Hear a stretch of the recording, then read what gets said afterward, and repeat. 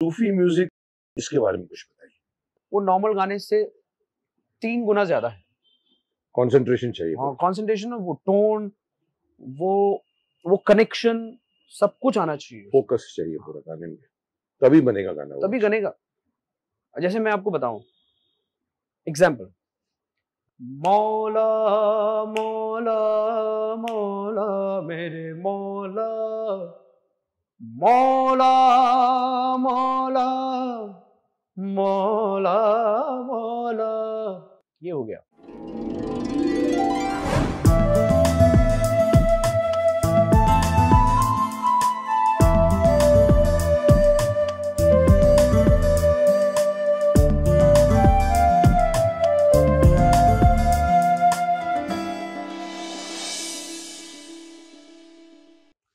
चलिए, एक बार फिर मैं आप लोगों के सामने उपस्थित हुआ हूं एक और एपिसोड को लेकर, दी मुकेश खन्ना शो के एक और एपिसोड को लेकर, एक और नए मेहमान को लेकर। इस बार जो मेहमान आया है वो एक और जनरेशन को रिप्रेजेंट करता है। मैं जनरेशन इसलिए कह रहा हूं कि आपने कुछ दिनों पहले, कुछ हफ्ते पहले ही आपने हमारे लेजेंड आनंद जी भाई को देखा मेरे इस शो पे, और हमारी जो बातें हुई वो golden era of the music था। उस म्यूजिक के बने हुए गाने, एक एक गाने गुनगुनाने के लायक, एक एक गाने हमको दिल को छूने वाले और आज तक गाए जा सकते हैं। आज जिस आपने तो जान लिया है, मैं बात कर रहा हूं जावेद अली जी की।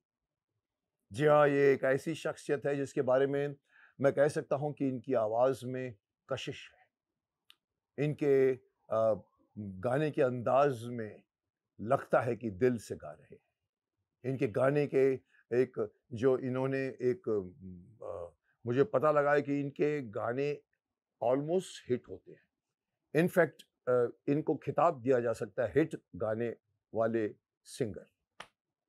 जी हाँ, आप अगर उनकी गिनती करें, उनके लिस्ट बनाएं, तो कब से उनकी जो शुरुआत हुई है, जितने साल वो रहे हैं, उन्होंने एक एक गाने गाए हैं, एक एक फिल्मों में वो हिट होते गए हैं।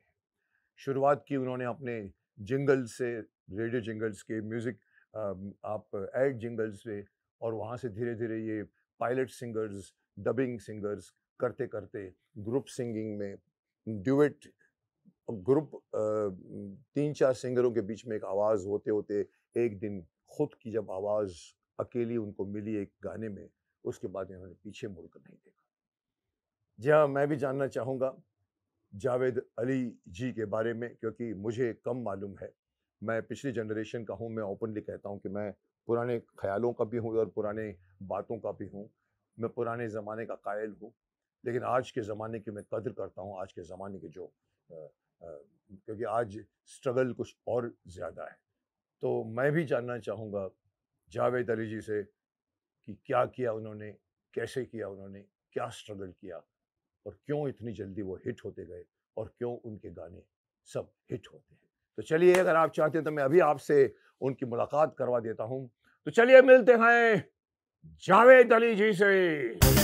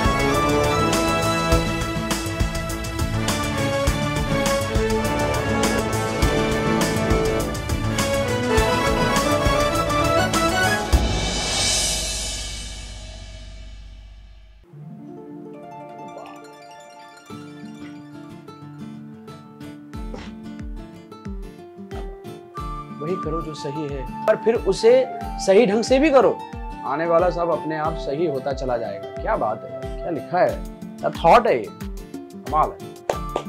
वही करो जो सही है, सब सही है। ओ वाह, कमाल है।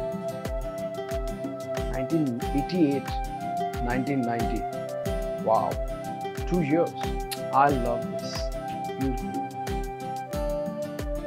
चलो नमस्ते नमस्ते। सर है हाँ सर नमस्ते। Sir yes sir. ये ना इधर हाँ से? ओह,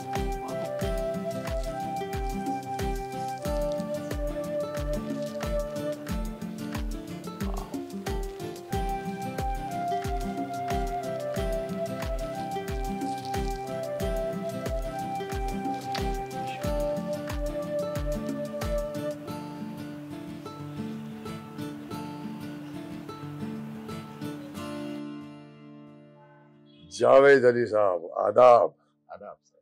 मुझे यकीन नहीं हो रहा है क्योंकि पिछले कई दिनों से आपके कॉन्सर्ट्स हमेशा आपको खींच के चले जाते थे। आ रहे हैं सर कॉन्सर्ट बीच में, आ रहे हैं सर कॉन्सर्ट बीच में आ गया। सर माफी चाहूंगा। नॉट एट ऑल, काम पहले। मैं हमेशा कहता हूँ हमारे, तो मुझे बहुत खुशी हुई हमारे बोलने से आपने इस इनविटेशन को स्वीकारा। आपसे बहुत कुछ जानना है, बहुत कुछ सीखना है, क्योंकि आप नए म्यूजिक वर्ल्ड को रिप्रेजेंट कर रहे हैं, जिसका ज्ञान मुझे कम है। नहीं, मैं बहुत बहुत शुक्रगुजार हूँ कि मुझे आपसे इस बहाने मिलने का मौका मिल रहा है। और आपके हम ऑफ कोर्स महाभारत, शक्तिमान बहुत बड़े फैन रहे हैं और एक बहुत बचपना गुजरा है उन चीज़ों को देखते हुए, तो आपसे मिलने का इस बहाने मौका मिला, तो चलो। हमारे लिए खुशकिस्मती है। Thank you so much। खुशकिस्मती मेरी है आपकी, लेकिन इसका मतलब ये है कि हमारे पास बातें करने के लिए बहुत कुछ है। बहुत है। आइए बहुत बैठ के बात करते है। आइए। Thank you very much sir. हैं। ओके, सो जावेद अली, आप उस जनरेशन को रिप्रेजेंट करते हैं जो मुझसे आगे निकल गई। मैं पिछली जनरेशन का हूँ। कई बार लोग मुझसे कहते हैं सर आप 50 साल पुरानी बातें करते हैं। मैं उनसे कहता हूँ मैं तो 5000 साल पुरानी बातें लोग भूल गए, भागते हैं भागते हैं भागते हैं। You are very, हाँ, बड़ा अच्छा है सर कि ना इतना नॉलेज मिलता है। एग्जैक्टली। बाकी नॉलेज देने वाले हैं कितने लोग, और जो हैं उनकी भी नहीं सुनते लोग। बिल्कुल। और मैं तो चाहता हूं, मैं तो कल आनंद जी भाई को बोल गया, मैंने कहा आनंद जी भाई, जो आदमी भाग रहा है ना मोबाइल लेके बच्चे लोगों को, पकड़ो उसको पीछे से, लेके बिठाओ, ये हमारी परंपरा है। फिर कोई हिम्मत नहीं करता वो करने की। तो मेरे हमारे एक बहुत अच्छे बहुत अजीज हैं, हमारे बहुत अच्छे मित्र हैं और बहुत चाहने वाले हैं, प्रसून जोशी जी। तो हाँ, हमारे प्रसून बहुत ही अच्छा, बहुत करीब बहुत है। प्यार है। ओके। तो वो हमेशा उनसे हमारी एक बात हो रही थी, इसी बात को मैं आगे बढ़ाता हूँ। हाँ, और उन्होंने कहा कि यार जिससे देखो वो भाग रहा है भाग रहा है भाग रहा है बुरी तरह, मुझे ये समझ में नहीं आता कि पहुंचना कहाँ है किसी को तो मुझे उनकी बात इतना दिल को लगी, उन्होंने कमाल बात कही, कमाल बात कही। पता ही नहीं है कहाँ जाना है। So what I was trying to say कि you are from new generation, जिसके बारे में मैं जानना चाहूंगा, क्योंकि मैं थोड़ा सा कॉन्जर्वेटिव हूँ। आज भी मैं पुराने गाने पसंद करता हूँ। तलत महमूद, मुकेश, रफ़ी साहब, हेमंत कुमार, गाने सुनता हूँ तो मेरे बाल खड़े हो जाते हैं, रोंगटे खड़े हो जाते हैं। पर आपकी दुनिया अलग है, तो मैं उस दुनिया के बारे में जावेद अली से सुनना चाहता हूँ। सर पहली बात तो ना, मैं अगर मैं अपने बारे में बता के फिर उस बात को आगे बढ़ाता हूँ कि मैं एक ऐसे परिवार से ताल्लुक़ रखता हूँ कि जो परिवार हमारा म्यूजिक से जुड़ा हुआ है, घराना है हमारा म्यूजिक का। हमारे दादा परदादा सब म्यूजिक में थे और हमारे जो दादा थे, ग्रैंडफादर, वो सब यूपी से थे। मैं दिल्ली में पैदा हुआ, तो पूरा माहौल मिला। तो हमारे घर में जो संगीत सुना जाता था, वो संगीत क्लासिकल म्यूजिक सुना जाता था। वाह क्या बात। लाइट म्यूजिक भी अगर सुन रहे हैं तो उसमें भी एक क्लासिकल का अंदाज है। तो ये सारा माहौल हमको मिला। तो जाहिर सी बात है, कहीं ना कहीं जब आप उस माहौल में ग्रो हो रहे होते हैं, तो आपके जहन पे उसका जो असर है वो बन जाता है। तो मेरे जहन पे भी वही असर रहा है और उसकी छाप ये है कि मैं आज भी जो भी मैं अपना म्यूजिक भी करता हूँ, तो मेरी ये थॉट रहता है कि ना इसमें थोड़ा अंश जो हमारे जहन में यहाँ है वो यहाँ आए। बहुत बड़ी बात है सर, और ये कर जाओ तो बहुत अच्छी बात है।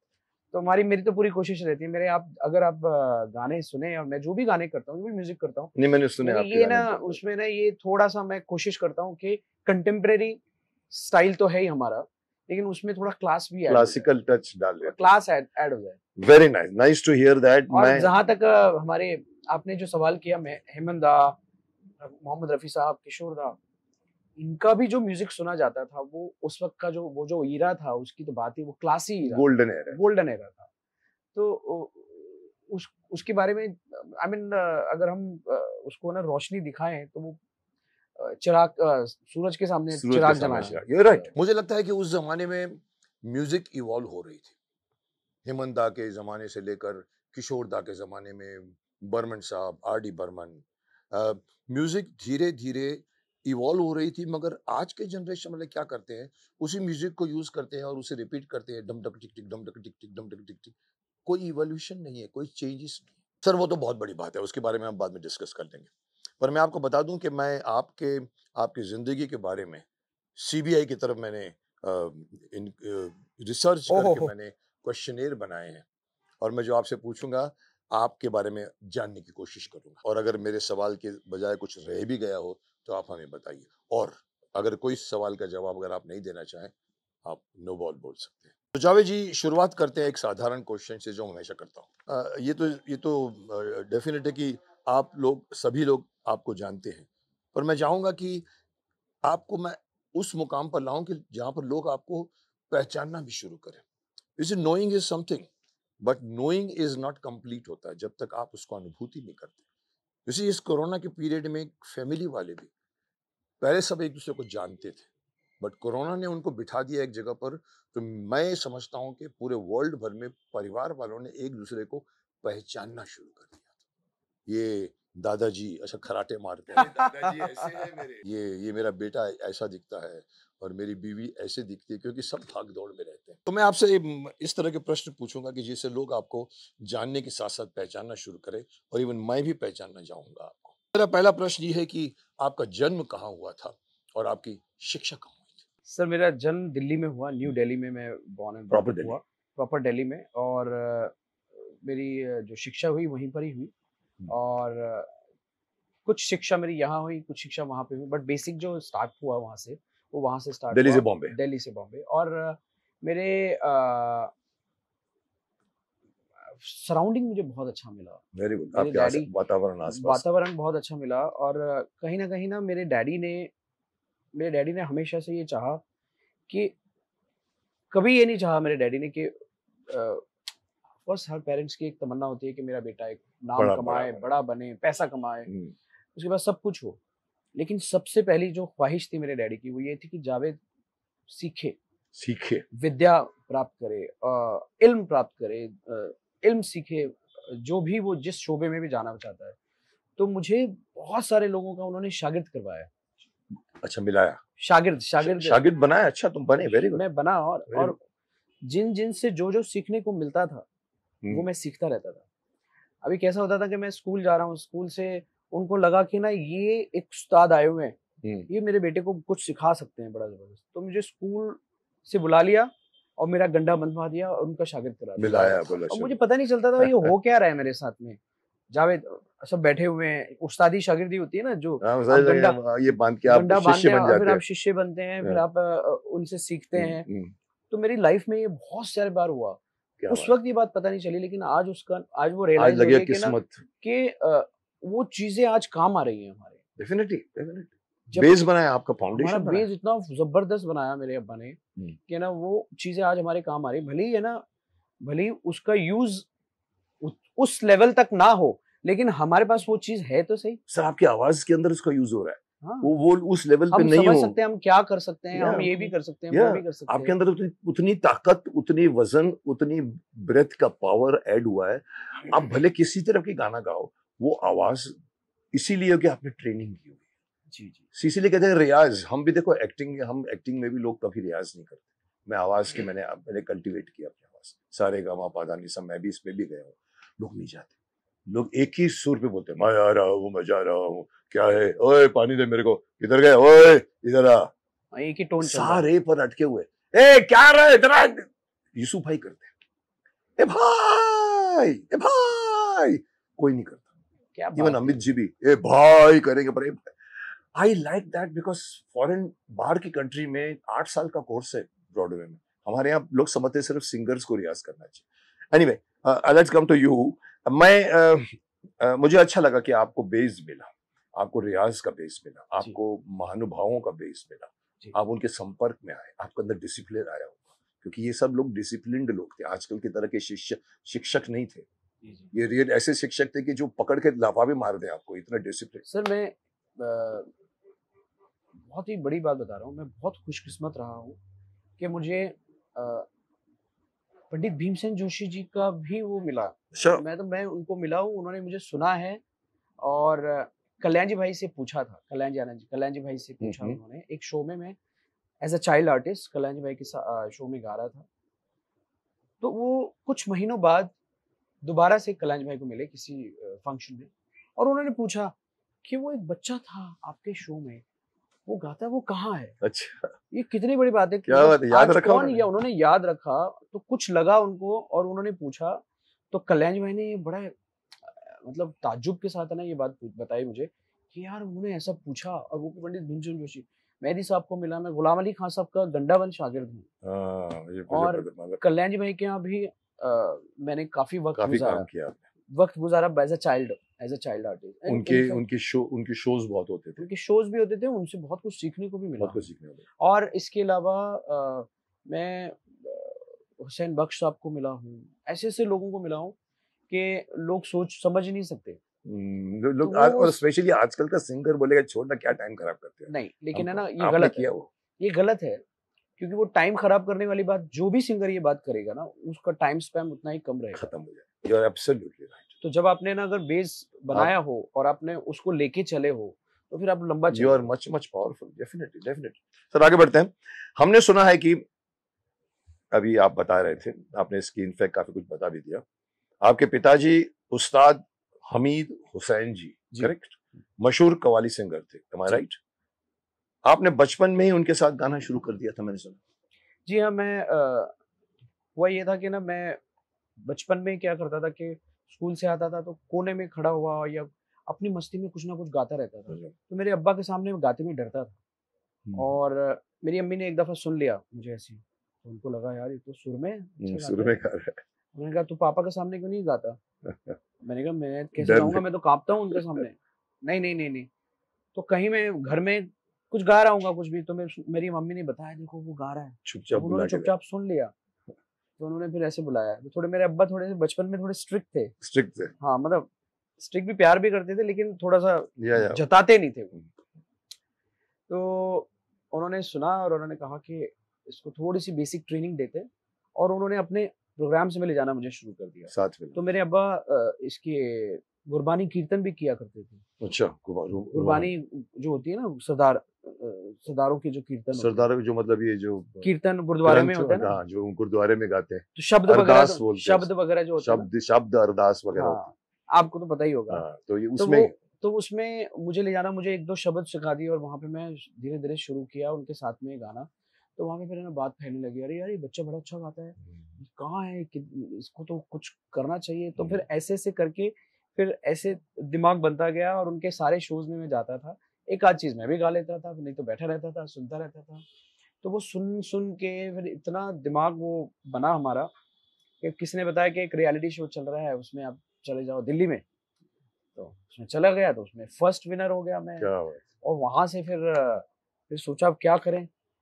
फिर ये बहुत मतलब एक फिल्म की कहानी की तरह मेरी कहानी है। स्टार्ट मिला आपको। हाँ, तो फिर वहां से कॉन्फिडेंस बिल्डअप हुआ कि कुछ है बात, तो इसको एनकरेज करना चाहिए। खुद तुमको देखो, आदमी डिस्कवर करता है। You must have discovered yourself. ऐसा हुआ था कि मेरे अब्बा के एक दोस्त थे, उन्होंने कहा कि 3 बच्चे थे हमारे खानदान में, 3-4 बच्चे थे। तो 3-4 बच्चों में उन्होंने सुनाया किसी को, इसको सुनना जी, इसको सुनना जी, कैसा है। फिर मेरे को भी सुनाया, बोले यार इसमें वो बात है, ये है वो।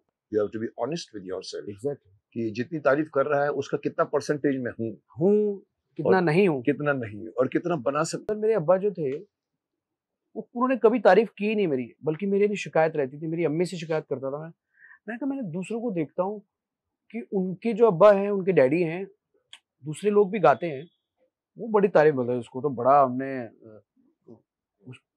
ये तो ऐसा गा रहा है आजकल, दूसरे के डैडी ऐसा, उसको तो 4 साल का मेरा रियाज है, उसको 4 साल का रियाज पिलाया है। मैं बोला, वो कैसे तारीफ करते हैं अपने बच्चों की, पापा से भी आगे करते हैं, लेकिन कभी पापा को नहीं देखा कि आपके बेटे के लिए कुछ बोल रहे हैं। बोले बेटा वो उनका दिल बहुत खुश रहता है, वो चाहते हैं तू ग्रो करता रहे। एग्जैक्टली। अच्छा मेरा क्या रहता है, मेरा ये हर गाने में रहता था कि मैं ऐसा गाऊं या ऐसा परफॉर्म करूं कि जो इन्हें खुश करूं। अच्छा, तुम्हारा वो गोल था कि मेरा वो पापा गोल को था, खुश मैं करूं। इनको खुश कैसे करूं। गाना गाते वक्त मेरे जहन में ये बात रहती थी, रहती है अभी भी, कि अगर मेरे डैडी होंगे तो क्या रिएक्ट करेंगे, अगर मैं ऐसा गाऊंगा तो कैसा साउंड आएगा वॉइस का, तो वो क्या रिएक्ट करेंगे। तो हमेशा ये भूख रहती थी कि इनके चेहरे पे थोड़ा सा ऐसा है। That's a motivation you got, ये मोटिवेशन बना दिया तुमने कि मैंने इनको इनके आई लेवल पे जाना है। मैं सच बता रहा हूँ सर, मैंने कहा इनको खुश करना है। अभी भी एक आध दो लोग हैं हमारे जिंदगी में, अभी मेरे अब्बा तो रहे नहीं, लेकिन मेरी जिंदगी में ऐसे लोग हैं कि मैं सोचता हूँ कि मैं ऐसा काम करूँ कि ये खुश हो तो मतलब सब खुश हो ही रह जाए। मोटिवेशन बहुत चाहिए आपको, उस पल पल मोटिवेशन चाहिए। सर मेरा अभी भी मेरा भी एक गोल है, लेकिन वो अभी दूर है, अभी है मेरा, और भी है, आएगा। अभी मैं जहां तक पहुंचा हूं मैं उससे मेरा और दूर है गोल। बनाए रखो उसको, तुम 4 कदम चलोगे वो 8 कदम चलेगी, ये बहुत जरूरी बात। सर एक और सवाल करते हैं, ये बहुत टिपिकल सवाल है जो कई लोगों ने पूछा होगा, सर आपका नाम जावेद हुसैन था तो जावेद अली कैसे पड़ा? सर ये तो बड़ा पूरी दुनिया को पता चल गया अभी, लेकिन फिर भी क्योंकि आप पूछ रहे हैं ये बात, तो मुझे मेरा फर्ज बनता है कि मैं आपको भी ये बात बताऊं। जावेद अली मेरा नाम ऐसे पड़ा क्योंकि मैं गुलाम अली खान साहब का अच्छा बहुत बड़ा भक्त था, हूँ और रहूंगा। तो मैंने कहा, ऐसे बैठे बैठे ख्याल आया बचपन में कि क्यों ना मेरा नाम भी, उनका नाम गुलाम अली है तो मेरा नाम भी जावेद अली है। तो मैंने कहा यार एक काम करता हूँ, जावेद हुसैन की जगह जावेद अली लगाता हूँ। खुद डिसाइड किया? खुद ही डिसाइड किया, और मैं अब्बा के पास गया। अब्बा के पास गया, मैंने कहा पापा अपने नाम के आगे मैं जावेद हुसैन की जगह जावेद अली लगाऊं? तो उन्होंने कहा बेटा बिल्कुल, अली का नाम तो और भी बुलंद आला है, तो आप लगाओ। मैंने कहा मेरा थॉट ये है कि मैं गुलाम अली खान साहब जैसा बनना चाहता हूँ, साउंड करो और ऐसा गुलाम अली जावेद अली। तो बोले बेटा, तो वहां से फिर मेरा नाम जावेद अली हुआ, और उसमें ऐसी बरकत आई कि उस नाम की बरकत से बहुत कुछ मिला, बहुत अंदर से फायदा मिला, बहुत कुछ मिला। होता है। आपको आपका वो अनदर मोटिवेशन, अनदर आपको लगा कि तमगा मिल गया आपको। बिल्कुल आपको लोग जिसको आप पसंद करते हैं उसकी एक छोटी सी चीज आपने अपने यहाँ पर लगा दी, अली लगा दिया, क्योंकि ये आसान नहीं है खन्ना को अपने आप को चेंज करके आप गुप्ता बोलो, सरनेम ही चेंज हो जाता है। बिल्कुल, but you did that because you liked it and you know. आइए एक सवाल जो अगेन टिपिकल है कि दिल्ली से आप, ऑफकोर्स आपने कहा दिल्ली में भी आपकी हालत का बताया, लेकिन दिल्ली से मुंबई आने के बाद आपको कितने कितने कठिनाइयों का सामना करना पड़ा? सर बहुत सारी कठिनाइयों का सामना करना पड़ा। मेरे सामने ना 2 चीजें थी कि मुझे करना क्या है। अच्छा बता नहीं था क्या? नहीं, दिशाहीन था जब मैं शुरू में बॉम्बे में आया। हालात तो खराब थे, लेकिन क्योंकि मैं, आपको पता है कि मैं गजलें गाता था स्टेज पे, ऐसे बहुत कुछ ज्यादा मैंने स्टेज शोज भी नहीं किए थे उस वक्त। ना ऐसा था कि मैं बहुत पैसे कमा रहा हूँ, ऐसा भी नहीं था। तो बॉम्बे आने के बाद में ना, जब मुझे मेरे घर के थोड़े से हालात ये लगे, तो मैंने डिसाइड किया, ये फिर बैठे बैठे ख्याल आया ऐसे कि क्यों ना आपको वर्सेटाइल होना चाहिए, आप एक ही स्टाइल में महदूद क्यों रहते हो।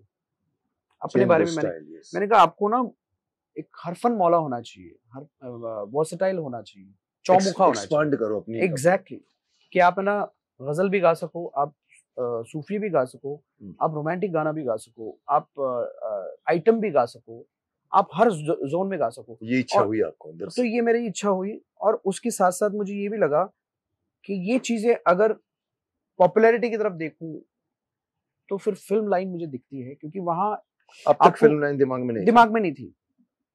तो मैं क्यों ना, बिकॉज़ तुम्हारे जितने भी गुरु बोलो या बोलो, दे वर अवे फ्रॉम फिल्म्स। बिल्कुल तो आपके दिमाग में मेरे ज़हन में था ही नहीं। मुझे पता क्या लगता था सर, कि ये ना फिल्म का गाना तो कोई भी गा सकता है जी, ये तो क्या है, ये दिमाग में था बचपन में। होता है, जबकि बहुत मुश्किल है। आप है ना एक बहुत बड़े ज्ञानी इंसान को कहिए कि आप फिल्म का गाना गा के बताएं तो मुश्किल होगा। उसका फॉर्मेट टोटली अलग है। बहुत ही अलग है, बड़ा आसान लगता है लेकिन है नहीं। रियल फाइट और फिल्मी फाइट में फर्क है। हाँ, तो आपने कहा कि आपको फिल्म पता गाने नहीं की फिल्म तरफ का, तो आपको तो इच्छा मैंने यहीं अब्बा पर आके बम्बई आके हुई? बॉम्बे आने के बाद में हुई। मैंने अब्बा को पूछा मेरे, तो मेरे अब्बा चाहते थे मैं गजल गाऊं, गजल गायकी इख्तियार करूं, बट मुझे फ्यूचर उसमें इतना नाम बनने में बहुत वक्त लगता है, और चूंकि काफी चीजें थी, फाइनेंशियल हम लोग को प्रॉब्लम्स थे, पैसा भी चाहिए था। शादी हुई? शादी नहीं हुई थी सर, मैं छोटा था बचपन। तो मैं बचपन में ना थोड़ा जवानी के बीच की राह पे चल पड़ा था मैं। तो मैंने कहा यार ये करते हैं। फिर मैंने यहाँ पे आके फिर फिल्मी गाने सुने, गजलें स्टडी किया और सीखता भी रहा। ऑफिसेस के चक्कर लगाए? हाँ, ऑफिसेस के चक्कर भी लगाए मैंने, बहुत सारे चक्कर, कंपोजर्स को भी मिला, सबको मिला। क्योंकि कहते हैं कि एक्टिंग वर्ल्ड से ज्यादा म्यूजिक वर्ल्ड डिफिकल्ट, बहुत ही डिफिकल्ट है सर। स्ट्रगल वहां ज्यादा है। आपको सब जानते हैं, सबको पता है कि ये अच्छा गाता है, बट आप किसी दूसरी जगह से हिट होके आइए, फिर उसके बाद में आपको काम मिलेगा। वो नहीं देगा काम। ये सच्चाई है। एक एक्टर, एक सिंगर बन जाना और एक बहुत पापड़ बेलने पड़ते हैं यहाँ पर। हाँ, इसका एक गाना हिट हो गया, अच्छा ठीक है चलो अब इसको गवाते हैं। फिर क्या हुआ? फिर उसके बाद में मैंने कहा चलो ये करते हैं। तो मैं क्या करता था कि स्टेज पे जब मुझे गाना गाने का मौका मिलता था कि चलो जी, मधुबन में राधिका नाचे रे मधुबन में, अभी तो मैं ऐसे गा रहा हूँ, तो मधुबन में राधिका ऐसा करके गाता था, वो गलत हो जाता है गाना। आपने क्लासिकल तो मैंने ना मैं क्या सोचता था, इसमें ना अगर मुर्कियां लूंगा तो ये ज्यादा लोगों को अपील करेगा, लेकिन वो गलत था। तो मैंने अपना माइंड चेंज किया और मैंने लाइट गायकी और फिल्मी गायकी को सुनना, स्टडी करना शुरू किया। कल्याण जी भाई ने भी कुछ मेरी बहुत हेल्प करी, कल्याण जी भाई ने भी काफी मुझे चीजें बताई, और इस तरह से फिर मैं फिल्म लाइन की तरह चल पड़ा। पॉपुलर सॉन्ग जिसको आप बोलेंगे। हाँ, और फिर मैं डबिंग करता था, स्क्रैचेस गाता था। अच्छा, पायलट रिकॉर्डिंग स्क्रैचेस गाता था गानों के, ओरिजिनल कोई और गाता था, तो इससे मेरा मश्क बढ़ने लगा, मेरी प्रैक्टिस बढ़ने लगी, और फिर ऐसे करते करते करते करते मेरी आवाज भी लोगों को समझ में आने लगी। फिर मैं कभी कभी जिंगल्स भी गाने लगा। जिंगल्स आपने बहुत किए, मैंने सुना। भजन्स भी गाने लगा, टी सीरीज में बहुत सारे भजन्स गाए मैंने। फिर रिमिक्स गाने का मौका मिल जाता था, कोई टाइटल सॉन्ग गाने का मौका मिल जाता था, तो पैसे भी आते थे। तो मैंने कहा यार ये लाइन अच्छी है, इसको पकड़ो भाई, पैसे भी मिल रहे हैं। तो फिर इस तरह से फिर मैं फिल्म लाइन की तरफ चला और मैंने मॉडिफाई किया अपने आप को, और इस तरह से फिर मैं धीरे धीरे धीरे करके फिर मुझे मेरी बात फैलने लगी, लोगों को पता चला और मैं फिर आगे बढ़ा। कोई गॉडफादर, हाथ या पहचान या दोस्त सर, किसी ने रिश्तेदार कोई नहीं था? कोई भी नहीं था, बॉम्बे में कोई नहीं था। इनफैक्ट है ना, रिश्तेदारों में तो बहुत तकलीफ थी सर। अच्छा, उनको तो क्या कर रहा है, काम टाइम खराब कर रहा है, इसको क्यों आपने भेजा है, मेरे डैडी को बोलते थे, इसको क्यों भेजा है, बुला लीजिए उसको, ऐसा ये होता है।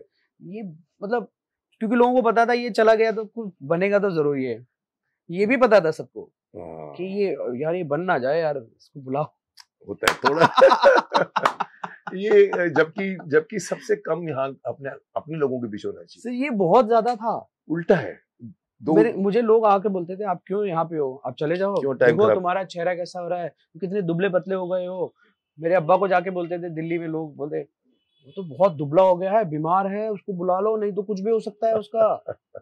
फिर मेरे अब्बा एक बार लेने के लिए भी आए थे मुझे, और वो लेके गए भी थे, फिर दोबारा से आया मैं, फिर आके तो ये हुआ आपके फैमिली के साथ। होता अक्सर होता है, मेरे को मशहूर है कि मेरी 4 फिल्में फ्लॉप हुई, जब 5 फिल्में, तो मेरे घर के रिश्तेदारों में से नाम नहीं बताऊंगा किसने कहा था, बोला मुकेश को अभी अपना फैमिली बिजनेस ज्वाइन कर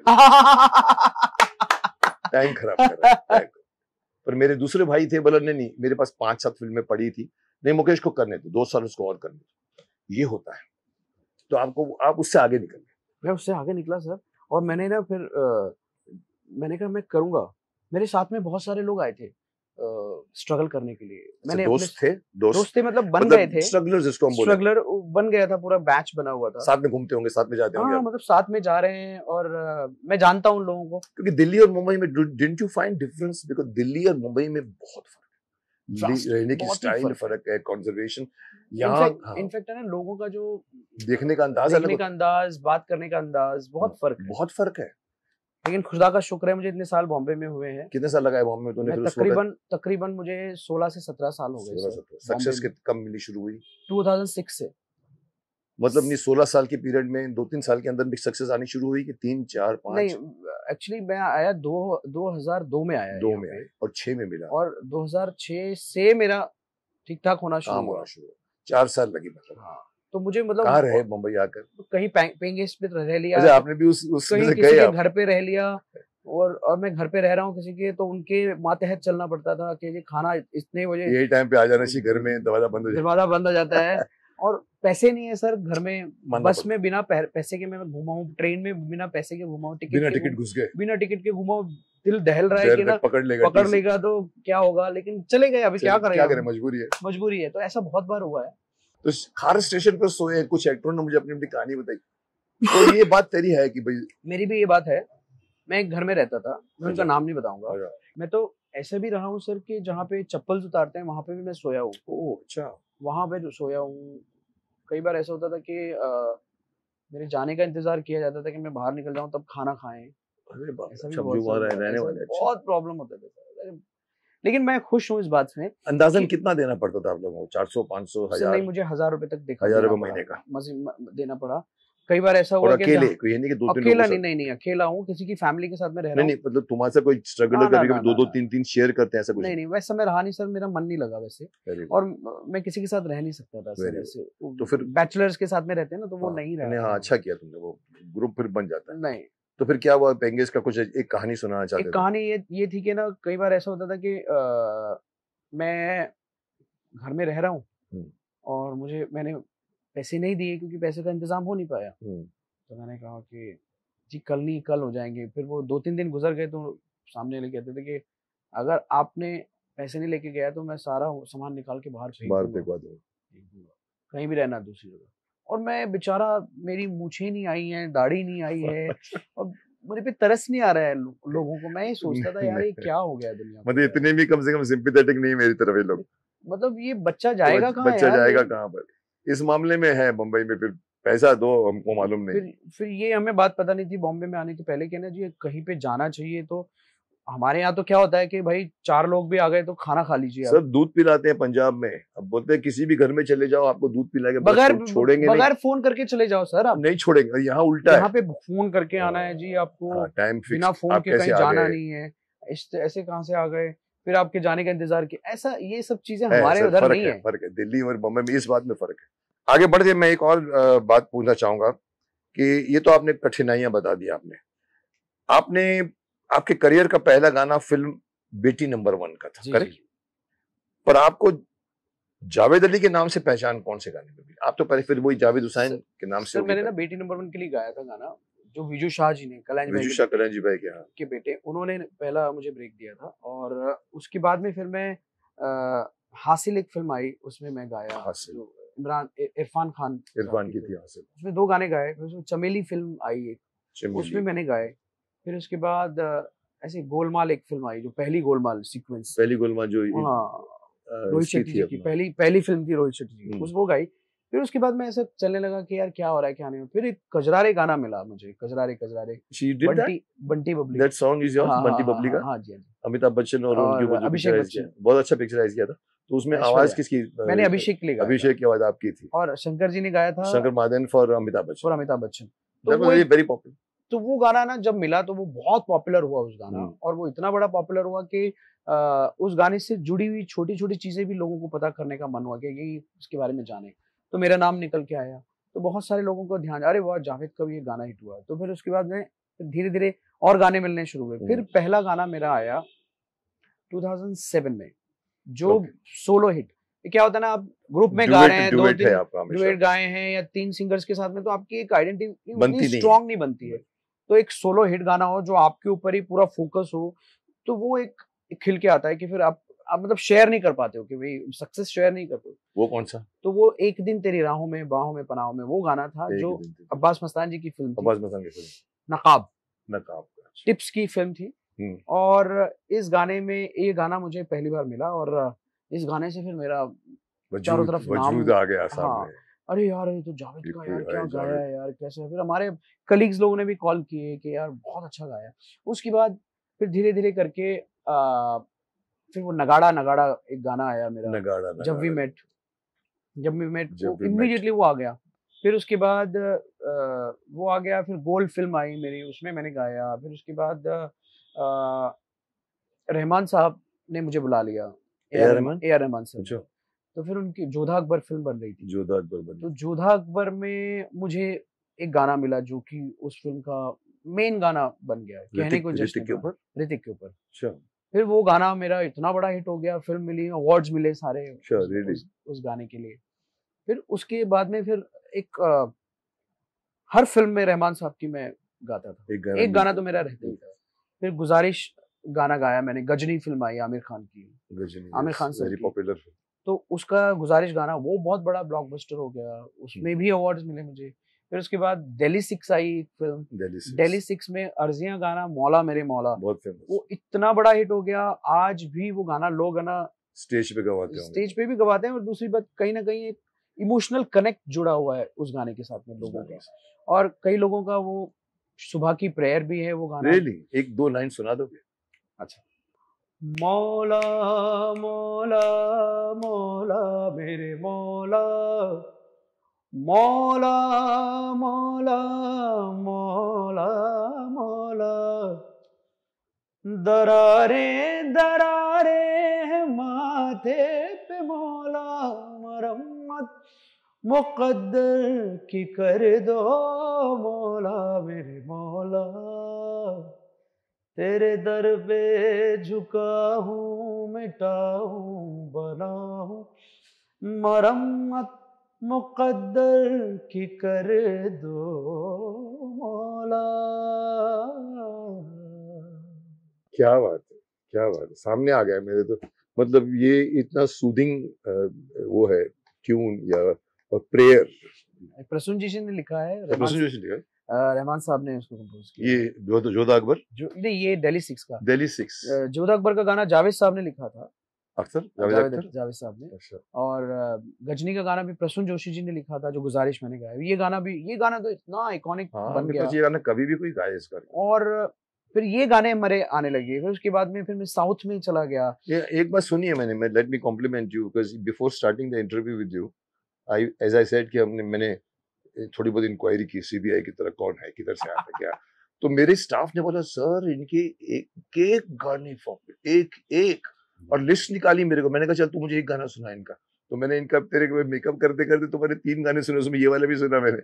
तो वो तुम्हारे बारे में मशहूर है कि तुम्हारे हर गाना पॉपुलर हुआ। ये भी एक बहुत बड़ी वो एक रहती है कि किस्मत की तुम्हारा हर गाना हिट हो जाए। और मुझे गाने भी ऐसे मिले। यस, मिलना अगर वो राजेश खन्ना को देखो, गाना मिला, सिंगर अच्छा किशोर कुमार, तो टीम बनी। वैसे तुम्हारे को गाना मिलना भी, देखो गाना तुम खुद तो नहीं लिख सकते, नहीं खुद कंपोज तो नहीं कर सकते, नहीं, तुम्हारी किस्मत में आए, मेरी किस्मत में तो है, आए सब आए। खुदा का ना एक नजर मेरे ऊपर हुई, आशीर्वाद हुआ कि इस बच्चे को ना कुछ देना चाहिए। स्ट्रगल तो फिर मुझे ना इतना दिया कि मैंने सोचा नहीं था, उससे ज्यादा मुझे ऊपर वाले ने मुझे आता। तो दिल्ली 6 के बाद और भी लंबी लिस्ट है? दिल्ली 6 बहुत लंबी लिस्ट है सर। तो दिल्ली 6 के बाद में फिर मेरा फिर, और उसके बाद में फिर मैं साउथ में तमिल, तेलुगु, कन्नड़ा, मलयालम। पुष्पा किया मैंने सुना। पुष्पा तो अभी था, अभी उससे पहले बहुत सारी लिस्ट है। अच्छा, बहुत सारी लिस्ट है। फिर उसके साउथ में क्या होता है? साउथ में डब्ड रहता है या तमिल भी गाता हूँ मैं। आप गा लेते? तमिल गाता हूँ, तेलुगु मेरे बहुत सारे हिट गाने हैं। How did you learn? मतलब सर मैं उसको ना हिंदी में लिख देता हूँ। हिंदी में लिखते थे। पर मुझे ने कहा ना नी कन्नू नीली समुद्रम, तो मैं हिंदी में लिखूंगा नी कन्नू नीली समुद्रम। तो डिक्शन का थोड़ा सा रहता है, एक्सेंट होता है, डिक्शन का होता है, बट इतने साल से मैं गा रहा हूँ तो मुझे पकड़ लिया आपने, पकड़ लिया, अभी कोई तकलीफ नहीं आती। तो मैं सारी लैंग्वेज गाता हूँ, इनफैक्ट इंडिया की जितनी भी लैंग्वेजेस हैं, रियली सारी लैंग्वेज गाता हूँ। उड़िया, बंगाली, मराठी। इनफैक्ट मराठी में अभी हमारा एक बहुत बड़ा हिट गाना हुआ है, आभाड़ा जो गाना अभी रौंदड़ एक फिल्म आ रही है, उसका मिलियंस में पहुंच गया है। और वो उसकी 5 लाख तो रील्स, 5 लाख प्लस रील्स हो चुकी हैं। पुष्पा की तो खैर 3 मिलियंस के ऊपर चली गई थी, वो तो अलग ही बात है। लेकिन अभी ये रिसेंटली ये गाना, तो सारे जितने भी लैंग्वेजेस हैं सब में गाने टचवुड हिट है। मुझे, मैं कभी लता जी के बारे में किताब पढ़ रहा था मैं, तो उन्होंने इतने गाने गाए हैं हैरान हो जाएंगे जब list number of songs plus her language में गाया। तो मुझे हमेशा ये बात इंट्रिग करती है, हर लैंग्वेज में आदमी कैसे गा लेता है। एक प्रोनाउंसिएशन होता है, एक्सेंट होता है, वो फिर होता ना है, वो टैलेंट बट है। सबने किया है। बताइए ना, जो टैलेंटेड लोगों ने हर लैंग्वेज में Talent। किया है, तो वो आपको बिगिनिंग में पकड़ना पड़ता होगा। बिगनिंग में थोड़ी सी दिक्कत आती रिहर्सलें थी, होते अब होंगे। नहीं, अब नहीं। जैसे ना कुछ वर्ड्स होते हैं, मराई, तुम सीख गए तेलुगु? नहीं मैं सीखा नहीं सर, वही मराई। लेकिन जो वर्ड्स, जो डिफिकल्ट वर्ड्स है, जैसे कनगल, कंगड़, हाँ, कनगल, तो गल, गल नहीं बोल सकते आप, गड़, हाँ, गल होगा, गल। रोल करना पड़ेगा आपको अपनी। रोबोट फिल्म आई, रोबोट में मेरा किलिमांजारो, तीनों लैंग्वेज गाई मैंने, हिंदी, तमिल, तेलुगु, सब में हिट हुआ। इवन मराठी में भी ऐसा वर्ड होता है कि जो नहीं ये करो, वो नहीं ये होना, इसमें थोड़ा सा हिंदी में, जैसे मराठी में। मलयालम सबसे ज्यादा डिफिकल्ट है। मलयालम डिफिकल्ट समझ? मलयालम नहीं बोल सकते आप, मलयालम, मलयालम, अच्छा मलयालम, मलयालम, मलयालम। मलयालम। वो तो और भी, उसमें तो ना, ये ना में भी बहुत वेरिएशन है। ना बोलना है आपको, न, ये भी, ये बोलना ना, न, तो ये सारी वर्ड्स हैं। संस्कृत घुसा हुआ है साउथ की लैंग्वेज में, संस्कृत घुसा हुआ है, इसीलिए बहुत बहुत वाइड है लैंग्वेजेस। हिंदी हमारी तो कॉमन है, बट ये तो तुम करते हो कमाल की बात है। मतलब अगर तुमने सब पकड़ा हो एक एक वर्ड को, तो आप लोगों को टैलेंट है। तो अभी तुमने सब लैंग्वेज में कर, अंग्रेजी में गाया है कि इंग्लिश में? इंग्लिश में गाया था, बट वो अभी रिलीज नहीं हुआ है। आप गा के रखा हुआ? गा के रखा हुआ है, गाया है।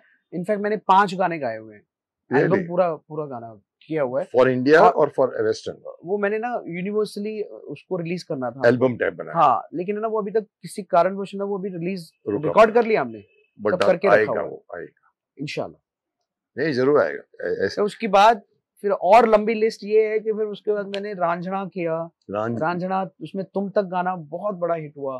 फिर उसके बाद इश्कज़ादे, उस फिल्म के लिए मुझे बहुत सारे, इश्कज़ादे का टाइटल सॉन्ग किया, दावत ए इश्क किया, गुंडे फिल्म किया। इतनी बड़ी गाने के बीच में फिर एक गाने से छोड़ूंगा नहीं तेरे को, तो तू मुझे अरे एक बाप रे।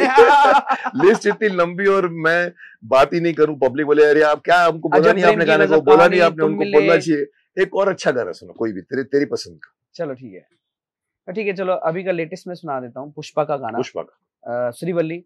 बिकॉज ये गाना, ये वही है जो लड़कियों के बीच में भाग हाँ, के हाँ, चप्पल हाँ, उसकी हाँ, निकल जाती है, हाँ, अभी मैंने हाँ, देखा हाँ, मेकअप हाँ, कराते कराते। तो वो ये गाना ऐसा हुआ कि लास्ट ईयर पूरी दुनिया का नंबर 1 गाना हुआ ये, रियली? पूरी दुनिया में ये गाना, क्योंकि ये गाना तेलुगु से हिंदी में डब हुआ। ओके, तो इस वजह से जो भी है, लेकिन ये गाना नंबर 1 गया। नंबर 1 कैसा हुआ, globally number 1, globally number 1। Globally number कैसे कि सबसे ज्यादा देखा जाने वाला गाना। एम आई राइट? जी हाँ, होगा भी। आप लोगों को मालूम होगा जो सोशल मीडिया वाले, हमारे यहाँ व्यूअर्स देखे जाते हैं 1 मिलियन, 10 मिलियन, 5 इस मिलियन। गाने को अभी बिलियंस के पास पहुंचने वाला है। क्या बात है, फिर तो आपको हम छोड़ेंगे नहीं। सुनाइए।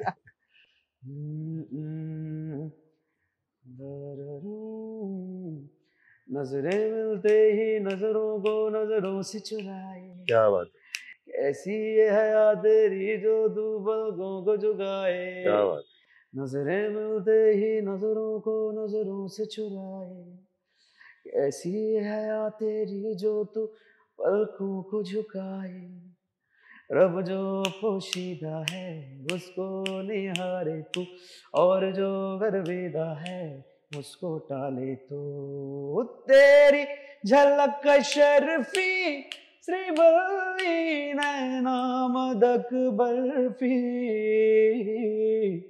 तेरी झलक शर्फी श्रीवल्ली बातें करे दो हरफी।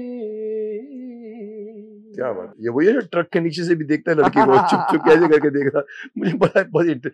इसका फिर ये कौन सी लैंग्वेज? तेलुगु का हुआ? ये पुष्पा फिल्म का गाना था। पुष्पा तेलुगु या ये हिंदी में गाया मैं? नहीं, तुमने हिंदी में गाया, लेकिन तेलुगु में थी, तेलुगु में भी हुआ, तूने नहीं गाया। सबसे ज्यादा वो तेलुगु में किसी और ने गाया, बट ये हिंदी में ज्यादा पॉपुलर, हिंदी ज्यादा पॉपुलर है वर्ल्ड वाइड, डेफिनेटली। तेलुगु और इस गाने के लिए भी मुझे अवार्ड्स मिले। किसके लिए अवार्ड्स मिले मुझे? इसके लिए अवार्ड्स बहुत मिले। और एक और गाना बताइए। मेरा जो लोगों को, मतलब मेरे सारे गाने लोगों को पता है, अजब प्रेम की गजब कहानी का एक गाना था, अजब प्रेम की गजब, आ जाओ मेरी तमन्ना, और रॉकस्टार के लिए गाना मैंने। अच्छा, गाया रॉकस्टार के तुमने? वो तो कमाल की म्यूजिक। कुन फाया कुन, वो गाना था। कुन फाया, ये हज़रत निजामुद्दीन की दरगाह पे सीन है उसके बीच में। तो ये गाना भी लोगों के दिलों पे बहुत ज्यादा 4 लाइन छाप है। 4 लाइन। कुन फयाकुन, कुन फयाकुन, फयाकुन, फयाकुन, फयाकुन, फयाकुन। क्या बात, क्या बात। ये है गाना तुम्हारी आवाज में मैंने एक चीज देखी है, उतार चढ़ाव है। बेसिकली क्या होता है कि ना हर सिंगर के रेंज को देखकर गाना कंपोज किया जाता है। करना चाहिए और किया तो जाता है। तो फिर कंपोजर है ना फिर डिसाइड करते हैं ये ऊपर इस जाएगा रेंज कि के नहीं। लिए कौन सिंगर करेक्ट है, तो फिर अच्छा, वो लोग ऐसे ढूंढते हैं। हाँ ऐसा ही होता है कि ये स्टाइल का गाना कौन अच्छा गाएगा, तो वो स्टाइल के गानों के लिए पर्टिकुलर वो सिंगर को बुलाया जाता है। अगर ढूंढ ऊपर के रेंज के गाने हैं और किसी सिंगर की रेंज ऊपर अच्छी है तो फिर उसको बुलाया तो जाता उसको है। बुलाया जाए। तो जाहिर सी बात है जब आप है ना एक चीज को बहुत लाउडली बोलोगे तो वो जल्दी समझ में आती है। और अगर अरे आपने तो मेरा यार बहुत ध्यान रखा, अरे आपने तो मेरा बहुत ध्यान रखा, तो ज्यादा आंखें खुलेंगी लोगों की। तो सुनने जो में जोर से बात बोली जाती है वो जरा जल्दी आंखें तो खुलती है। सिलेक्शन करते हैं इस हिसाब से लोग, जो कंपोजर लोग बोलते हैं कि ये इसमें ये अच्छा गाएगा, इसकी आवाज ऊपर तक ये फटती सब नहीं है। मैं स्पेशली हमारे जमाने में ये होता था कि किसी सिंगर की ऊपर जाकर थोड़ी सी फट जाती थी, और रफी साहब जैसे सिंगर है, लता जी सिंगर है, वो कितने भी ऊपर जाओ वो ऐसे ही आप रहते देखो थे। वो दुनिया के रखवाले वो उन्होंने दुनिया क्या के गाया है। रखवाले कहाँ ऊपर तक गए। रखवाले जो गाया है उसमें मतलब वो रेंज में, और सबसे इम्पोर्टेंट बात क्या है ना उनका वो टोन बरकरार रहा। टोन रहा, वजन, वॉइस का ना टोन बिगड़ा नहीं। टोन बिगड़ सकता है पहले, सबसे यूजुअली पहले क्या टोन होता है बिगड़ता है ना। टोन बिगड़ता है, आप जो नीचे गा रहे हो ऊपर गा रहे हो तो ना ऊपर गाते में आपकी पतली हो जाएगी वॉइस, और क्योंकि वोकल डायग्राम जो है वो ऐसे श्रिल हो जाता है ना जब ऊपर आप शेर बात ऊपर जाएगा, करते हैं। ऊपर जाएगा। तो है, ऐसा है। इवन लता जी नो, मैं लता जी आए हाँ, आए मतलब मैं Lata ji, and Asha even Bhosle, किशोर दा। मैं और तरह से इंटरप्रेट करता। जो वो गाना गाती है ना क्लोजअप में, शायद और कोई सोचता नहीं होगा इसके ऊपर। और मैंने देखा कि लता जी के जो ये जो इंस्ट्रूमेंट है माउथ का, वो इतना ब्यूटीफुली प्लेस्ड है। वो गाती है ना तो उसके ऊपर किसी का जबड़ा नहीं खुलता है, आ नहीं कर पाते, आ करने। तो लता जी का तुम देखो, वो गाते हैं ना तो वो पूरे का पूरा उनका जबान, उनका जबड़ा, उनके ऊपर का जो ये, वो बहुत ब्यूटीफुली वो गॉड तो ने उनको कुछ दिया अलग है। ही थी। गॉड ने जो दिया हुआ कि वो इतना इसमें प्ले कर सकती है, कोई हो ही नहीं सकता। इसीलिए दिया है। डेफिनेट नाइटिंगेल का जो नाम दिया हमने, Swar Kokila, she deserves it, absolutely she deserves it, there is no no कुछ doubt. No doubt. Okay, very nice. I mean, तो ये बात मशहूर है कि भाई जावेद अली के हर गाने हिट होते हैं। आपकी मतलब मैं भी जुबान एक फिल्म मुबारक है। बनाऊं तो मैं आपको सोच के हिट गाना चाहिए तो बुलाओ उनको। अरे जरूर जरूर sir, it will be honour for me. नहीं, पर मैं लोग ये समझते हैं कि अरे हिट गाना चाहिए, अच्छा तो जावेद को बुला, जावेद को बुला। नहीं नहीं, क्योंकि हिट की कोई परिभाषा नहीं, इसकी हमारी कोई इंडस्ट्री में परिभाषा नहीं। अगर किसी को हिट की तो मुझे तो परिभाषा ऐसा लगता है कि सर कोई भी गाना हो, जैसे हर गाना तो आप हिट गाना सोच के नहीं गाते ना, नहीं सोच सकते, ये तो बन जाता है। बन जाता है। सर इनफैक्ट पुष्पा का 2 का भी गाना जो मैंने गाया था ना, वो मैंने ये सोच के थोड़ी गाया था कि हिट हो जाएगा। हालांकि उस दिन मैंने 2 गाने गाए थे सर। अच्छा, एक दिन दो गाने गाए। इलैयाराजा जी के लिए पहली बार मैं गाने के लिए गया था। अच्छा, इलैयाराजा की, आपने नाम, यस ना, बहुत बहुत बड़ा नाम है, लेजेंडरी है वो। Is legendary, yes. तो उनके लिए पहली बार मैं गाने के लिए गया। वो गाना अब रिलीज हुआ है 4 दिन पहले, और पुष्पा आके तब भी से कहा बना चल के और खत्म होके ये भी चला गया। साउथ के लोग थोड़े से हमारे ज्यादा डेडिकेटेड हैं, is it true? Sir music यहाँ के भी हैं, मैं ये नहीं कह सकता। नहीं, आई डोंट, मैं डरता नहीं हूँ। मैं प्रोफेशनलिज्म नहीं हो तो मैं भड़क जाऊँ। थोड़ा सा ना वहाँ पे बड़े प्रोफेशनल, बहुत प्रोफेशनलिज्म तो है, डेडिकेशन बहुत है। और जैसे मैंने राजा सर को देखा कि राजा सर ड्यूरिंग द रिकॉर्डिंग वो बैठे ही नहीं, खड़े ही रहे। अच्छा, खड़े रहे। मैंने कहा सर आप, मैं खड़ा बैठा हूँ, आप नहीं नहीं नहीं मैं खड़े ही रहता हूँ। उम्र है? हाँ हाँ सर, 70 प्लस, 72 73 एज है उनकी। तो उन्होंने पूरा डबिंग खड़े रह के ही करवाया, तो वो मुझे बड़ा अच्छा लगा। और उन्होंने एकदम पूरा एक कहते ना एक एनर्जी दिखी आपको, प्योरिटी के साथ में, और एकदम डिवाइन एक उनका जो पर्सोना था वो पूरा, वो मुझे नजर आया। संगीत में अगर आपका डेडिकेशन नहीं है तो वो दिख जाता है, संगीत में डेडिकेशन है तो वो भी दिखता है। सर मैं एक छोटी सी बात बताता हूँ। कल मैं ना एक गाना गा रहा था महेश भट्ट साहब के लिए। अच्छा, महेश भट्ट जी। तो उन्होंने ना मेरी तस्वीर ली, मैं बैठे बैठे ना गाना सुन रहा था और मैं लिख लिया गाना। तो कल ही की बात है, ये डेडिकेशन की बात बताया। तो उन्होंने मुझे कॉम्प्लीमेंट किया कंपोजर से। उन्होंने कहा कि मैंने यार ये लड़के को ना ऐसा मूड में गाना किसी को सुनते हुए देखा नहीं है। और उन्होंने मेरे पिक्चर ली और मुझे भेजी भी, आपको दिखाऊंगा मैं। मतलब गाने गाते पे जो जो जिस मूड से गाया तुमने, ऐसे बहुत किसी को नहीं देखा हाँ, गाते मतलब हुए। मैं सुन रहा था, याद कर रहा था, लर्न कर रहा था गाना, और और मैं घुसा हुआ था उसमें पूरा, और उन्होंने मेरी तस्वीरें ले ली क्या बात, और उन्होंने मुझे भेजी, बोले तू देख जरा how much you are involved in this आप सॉन्ग। कितना इन्वॉल्व। उनके बैनर के लिए मैंने कितने अच्छे अच्छे गाने गाए हैं। तुम अच्छा, मिले के लिए मैंने गाया है, राज 3 गाया है, सड़क जन्नत 2 गाया सड़क है, नहीं, सड़क 2 में गाया है। सड़क 2 में गाया वो, फर्स्ट में नहीं। फर्स्ट में फर्स्ट सर में तुम मैं होगे बहुत भी छोटा नहीं, था। होगे भी नहीं, होगे भी नहीं, होगे भी नहीं। वो अभी भी पैशन, गाया मैंने, कल एक गाना गाया 1920 एक आ रही है उसमें मैं गाया। Passionate maker, is a passionate maker. बहुत मजा आता है सर। मैं उनके वो बारे भी में कुछ कमाल एक है। भाई बताऊं जो आपने शायद नहीं देखी होगी। आपने तो उसको एज ए म्यूजिक कंपोजर देखा। जब मेरे जमाने में नरेंद्र बेदी ने मेरी पहली फिल्म बनाई थी खूनी, तो उसमें उस वक्त महेश भट्ट जी भी, रॉबिन भट्ट हमारे डायरेक्शन में असिस्टेंट डायरेक्टर था मेरी पहली फिल्म में। तो मुझे नरेंद्र जी बेदी जी बोलते थे कि जब वो कहानी सुनाते हैं ना, तो कहानी सुनाते सुनाते वो चश्मे को ऐसा निकाल के उसने उसको ऐसा कर दिया, फेंक देते उसको। सर रिकॉर्डिंग में भी ना, क्या सर अभी भी? रिकॉर्डिंग में उनका मैं तो डरता रहता हूँ। मैं ऐसा, मैंने कहा यार पता नहीं क्या बोलेंगे अच्छा, भट्ट साहब। जब वो बैठे रहते हैं उनके जाने के बाद में सब रिलैक्स होके रियली बैठे रहते इतना क्रिएशन है। हैं। उनका क्या, मुझे वो आग चाहिए, आग आग ले आ बेटा, ये उनका स्टाइल रहता है। बेटा तू बस बस आग ले आया, हो गया गाना खत्म हो गया। पहली लाइन गाई मैंने, जब पहला लाइन के बाद हो गया गाना खत्म हो गया, बस हो गया, अब मैं खुश हूँ। है पैशनेट आदमी है वो, ऐसे करके बहुत पैशनेट मेकर्स हैं वो।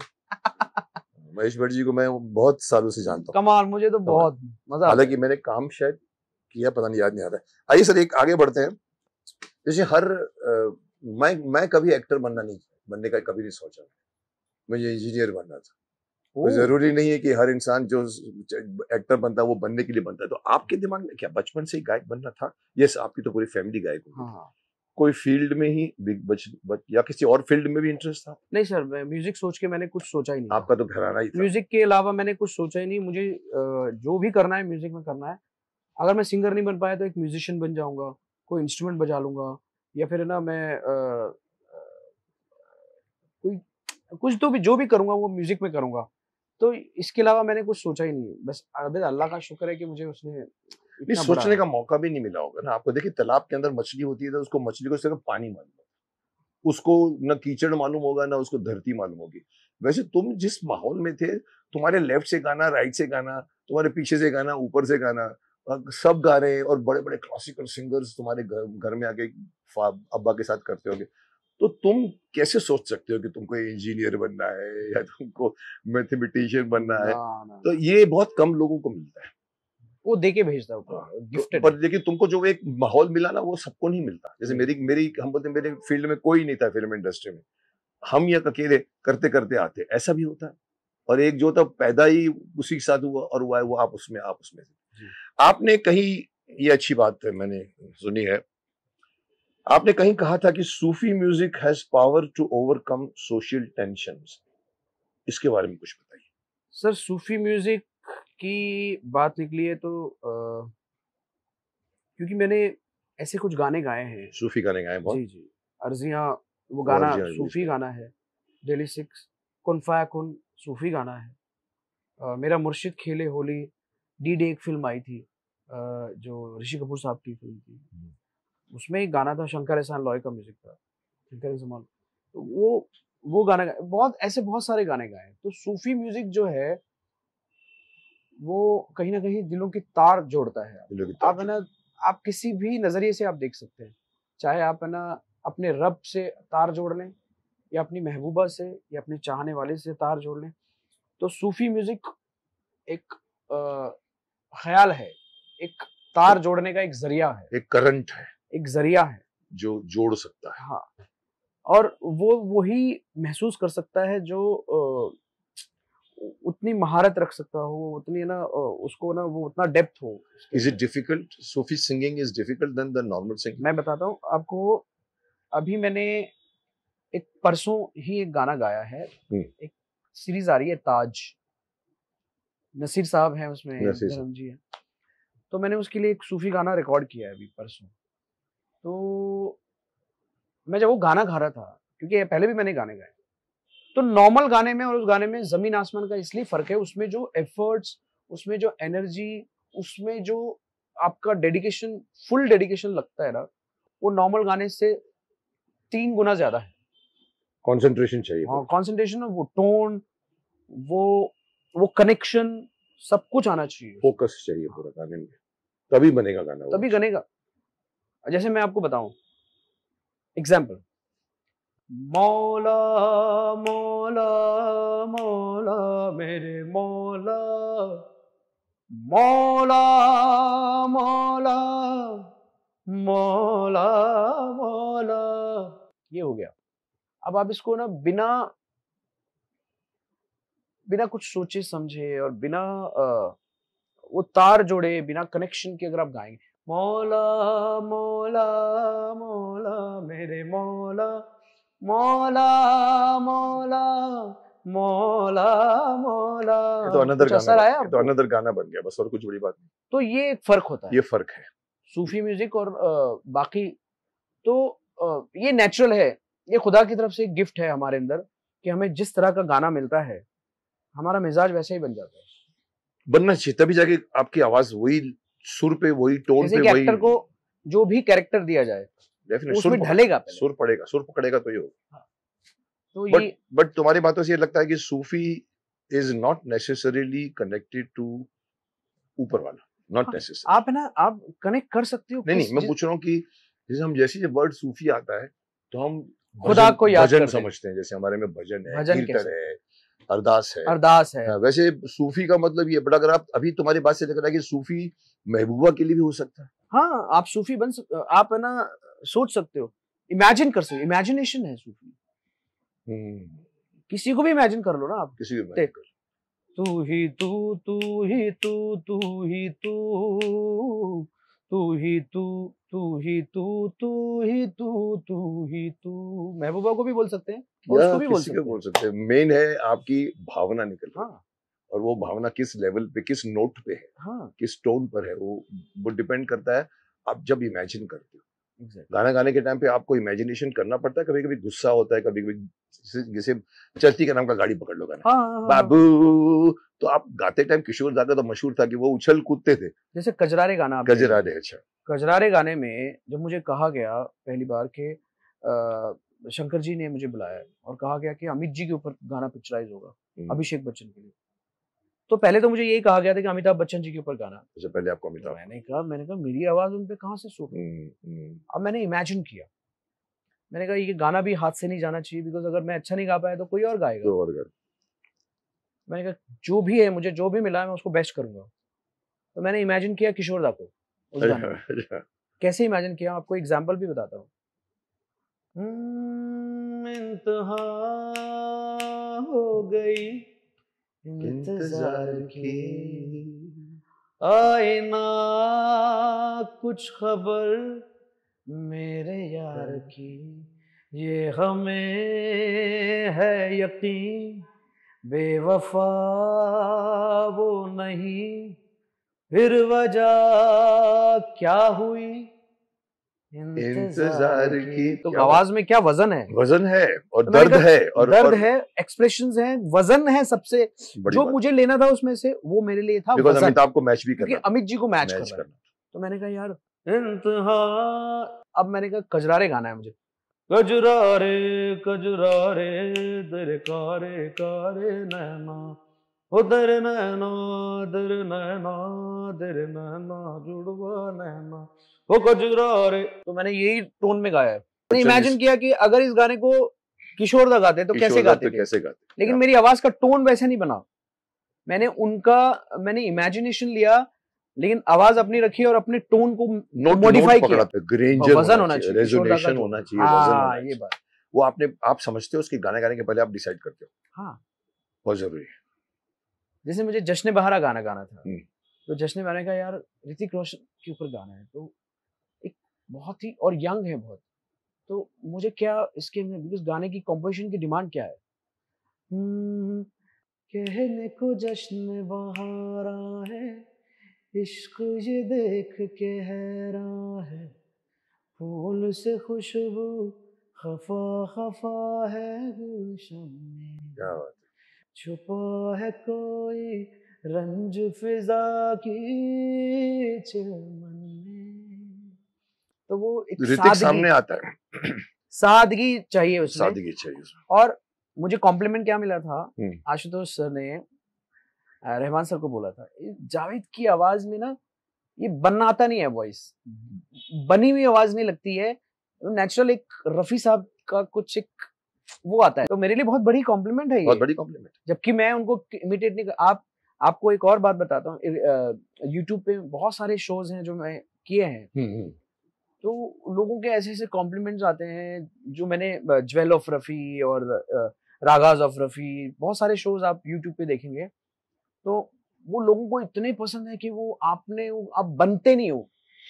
जैसे कई लोग ना, मान लो रफी साहब का कोई गाना, मैं किसी को ये नहीं कर रहा हूँ, सब अपने अपने अंदाज में अच्छे हैं, लेकिन रफी साहब की आवाज बनाने की कोशिश कोई करेगा तो वो नहीं बन सकती, क्योंकि वो यूनिक थे, टच नहीं कर सकते, अकेले थे। आप उनके इमोशंस, उनके स्टाइल को लेके अपनी आवाज में अच्छी बातों को पकड़ो। अब जैसे वो गाना था ना, अभी ना जाओ क्या बात, छोड़कर के दिल, अब मैं इसको ऐसे गाऊंगा, अभी ना जाओ, कुछ भी करके आर्टिफिशियल करके गाऊंगा तो वो कनेक्ट करेगा ही नहीं, दिखेगा और वो बुरा लगेगा।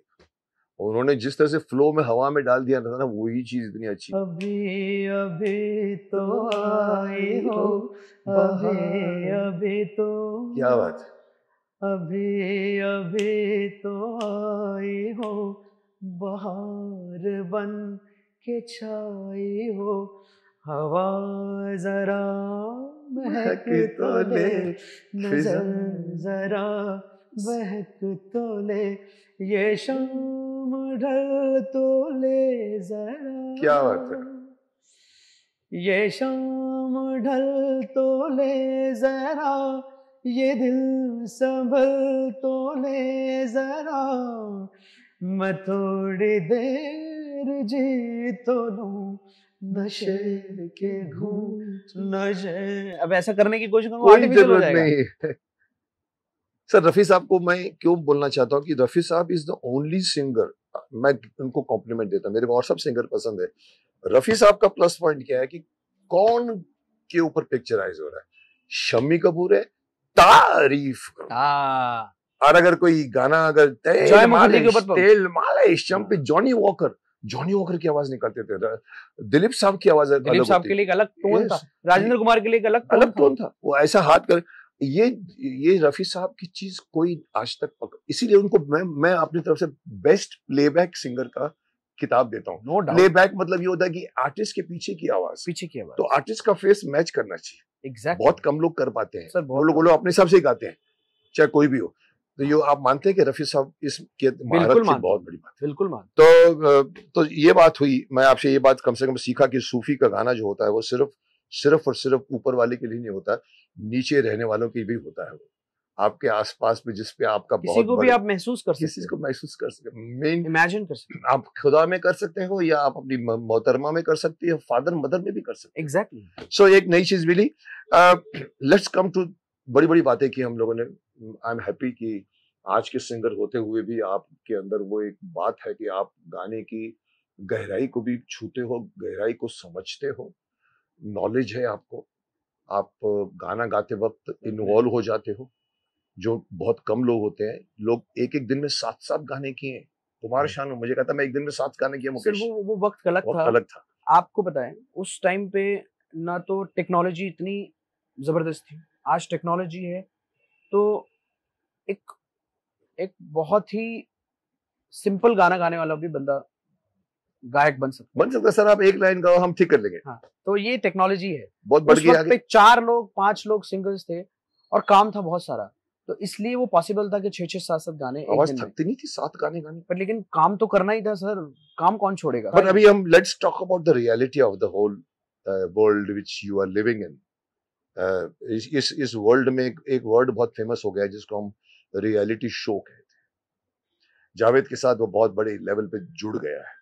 मैंने सुना आपने कई जगह पर जजेस बनकर अपना परचम फैलाया है और बहुत कुछ। परचम तो नहीं किया, मैं तो बस आता कहते हैं आपके कमेंट्स बहुत टेरिफिक होते हैं, आप लोगों को। सर ये तो लोग बहुत प्यार करते हैं। हाँ। और इससे पहले मैं एक बात कहना चाहूंगा, क्योंकि आपने एक सवाल किया था कि आप किसी रियलिटी शो से आए हैं क्या? आए हैं। तो ऐसा लगता था पहले कई लोगों को, इंडियन आइडल में दिमाग कहीं ना कोई रियलिटी शो से तो नहीं आए हैं या ऐसा तो नहीं है। लेकिन ये मेरा गुरूर नहीं है, मैं इसको ना बहुत ही मतलब कोई गुरूर के हिसाब से नहीं बोल रहा हूँ, कोई तकब्बुर नहीं है, घमंड के हिसाब से नहीं बोल रहा हूँ, बट एक ख्याल है था मेरा बचपन से। मेरे अब्बा का भी था, मेरे पेरेंट्स का भी था, क्योंकि जब मैं छोटा था तो सारेगामापा चलता था उस वक्त। सोनू निगम जी उसको जज किया करते थे, होस्ट किया करते थे। तो तभी हमको कुछ पता ही नहीं था, थोड़ा छोटा छोटा गाना शुरू किया था, तो लोग बोलते थे कि इसमें जाना चाहिए आपको। पर मैं एक ही बात बोलता था, मैं ये शो में जाऊंगा ना तो एज अ जज।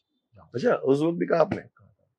मैं ये शो में जाऊंगा ना तो एज अ जज जाऊंगा। ये क्या इंडियन आइडल है ना, इसमें भी मैं ना जज बन के जाऊंगा। इंडियन आइडल इसमें भी मैं एज अ जज जाऊंगा, मैं एज अ कंटेस्टेंट जाऊंगा ही नहीं। मतलब मुझे अच्छा नहीं लगता कि 1 2 3 4 लाइन में मैं भी खड़ा हो जाऊं, गाना गा लूं और बुलाइए। अच्छा, इसमें आपको इंटरेस्ट नहीं था? बिल्कुल भी इंटरेस्ट। बढ़िया बढ़िया। मैं ऐसा ही था बचपन से, अभी भी ऐसा ही हूँ।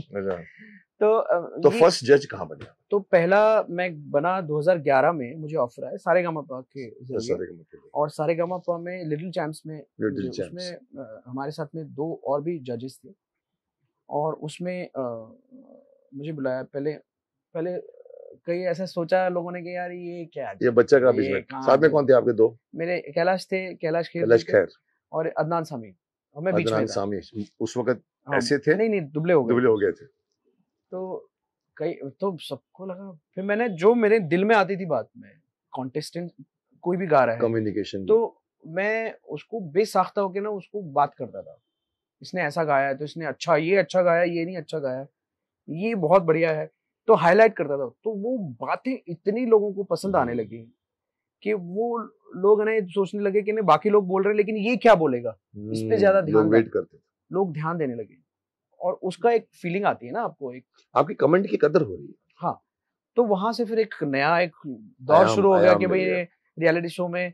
तो उसके बाद मैंने बहुत सारे रियलिटी, फिर मैंने होस्ट भी किया सारेगामापा 2012 में। सोनू निगम करते थे वैसे आपने भी होस्ट किया, सारेगामापा को होस्ट किया। तो मैंने जो बात बोली थी वो सही हुई है। होस्ट करना कुछ अलग होता है सर, होस्ट करना बहुत डिफिकल्ट।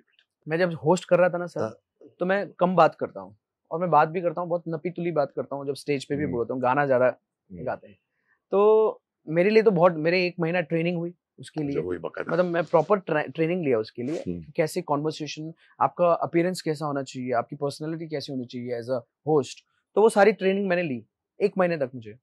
उसके बाद जब मेरा पहला, तो मैं वहां घबरा गया, जब सेट पे गया तो मैं तो घबरा गया। ये जजेस बन के बात नहीं 1 साल जज बना, जब 1 साल जज बने 2011 में, तो मुझे प्रोडक्शन की तरफ से आया कि यार इस बार जो 2012 का जो सीजन आ रहा है उसमें होस्ट है ना ऐसा होना चाहिए जिसको म्यूजिक की नॉलेज हो, मतलब वो होस्ट ही ना हो, वो जजेस के साथ में भी कम्युनिकेट कर सके कि ये ऐसा नहीं था, ऐसा था, ऐसा कुछ बात कर सके, तो नॉलेजेबल चाहिए। तो यार जावेद को ही बनाते हैं हम लोग ऐसा। तो मैंने कहा जी मुझे कुछ नहीं आता, आप करवा, बोले हम करवा लेंगे, आप हाँ बोल दो, एंकरिंग करना, आप हाँ बोल दो, हम करा लेंगे, ऐसा जी वालों ने बोला। तो मैंने कर लिया, मैंने कहा चलो भाई एक नया एक्सपीरियंस है, नया चीज करनी चाहिए। तो शुरू के 2-3 एपिसोड में मैं थोड़ा सा डरा, बाद में मेरा जो हौसला खुला है, एक बार खुल जाए तो फिर मैं एकदम, फिर मेरे को कुछ पता नहीं कि यार फिर शाहरुख जी आ रहे, यार आप इतना अच्छा कर रहे हो। तो जब तक है जान, उसका टाइटल सॉन्ग मैंने गाया था, जब तक है जान, तभी रिलीज हुई थी वो, उसके लिए इंटीग्रेशन के लिए आए थे कैटरीना, और उन्होंने बड़ी तारीफ की कि यार मैंने बहुत ही कहते हैं ना एक सुलझा हुआ बंदा देखा मैंने, जो ना होस्ट भी इतना अच्छा कर रहा है, म्यूजिक में भी ऐसी बात कर रहा है, और उसका अपीयरेंस भी बहुत जबरदस्त है। तो उन्होंने बहुत अप्रिशिएट किया। इसके बाद और बहुत सारे रियलिटी शोज जज किए, मैं तकरीबन 7-8 रियलिटी शोज, और उसमें लोगों का प्यार मिलता है बहुत ज्यादा। मैं कहीं भी यूएस वगैरह, यूके, कहीं भी जाता हूँ तो मुझे लोग कहते हैं सर वो जो आप जो बोलते हो मैं तो जो भी दिल से बात निकलती है वो बात करता हूँ। मैं हमेशा आर्टिफिशियल ये नहीं करता कि आपने ये कर दिया, आपने वो कर दिया, अपना ये कर दिया। सबका अपना अपना स्टाइल होता है, तो मेरा स्टाइल जो है सहज है, दिल से जो बात आई वो निकली, और है ना उसको कितना ब्यूटीफुली आप है ना कम्युनिकेट कर सकते हो। मेन कम्युनिकेशन, और तुम कम्युनिकेट कर पाए क्योंकि तुम एक नॉलेज की बात कर रहे हो, जो तुम्हारा संसार था वो। तो ये हुआ आपका रियलिटी शोज। आप ज्यादा क्या पसंद करते हैं, रियलिटी शो या गाना? सर पहले तो मैं गाना पसंद करता हूँ, रियलिटी शो भी उसकी वजह से है।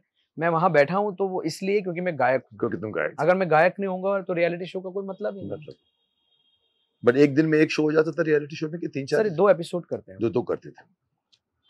Good good. अभी चलिए हम एक मुझे भी नहीं मालूम, मुझे बताया गया है कि इसी तरह के शोज के बीच में एक आपका नाम बहुत फेमस हुआ था, जादू भैया मम्मी वाला। मुझे भी पढ़ के थोड़ी हैरानी मिली कि इसमें मम्मियां भी हैं, जादू भी हैं क्या? इस नाम के पीछे की कहानी का राज हमें बताइए। सर इसका श्रेय जो जाता है वो हमारी सारेगामापा जब मैं कर रहा था 2017 में, उसकी टेक्निकल टीम को, जो क्रिएटिव टीम होती है, उन्होंने मेरा एक कैरेक्टर बिल्डअप किया था।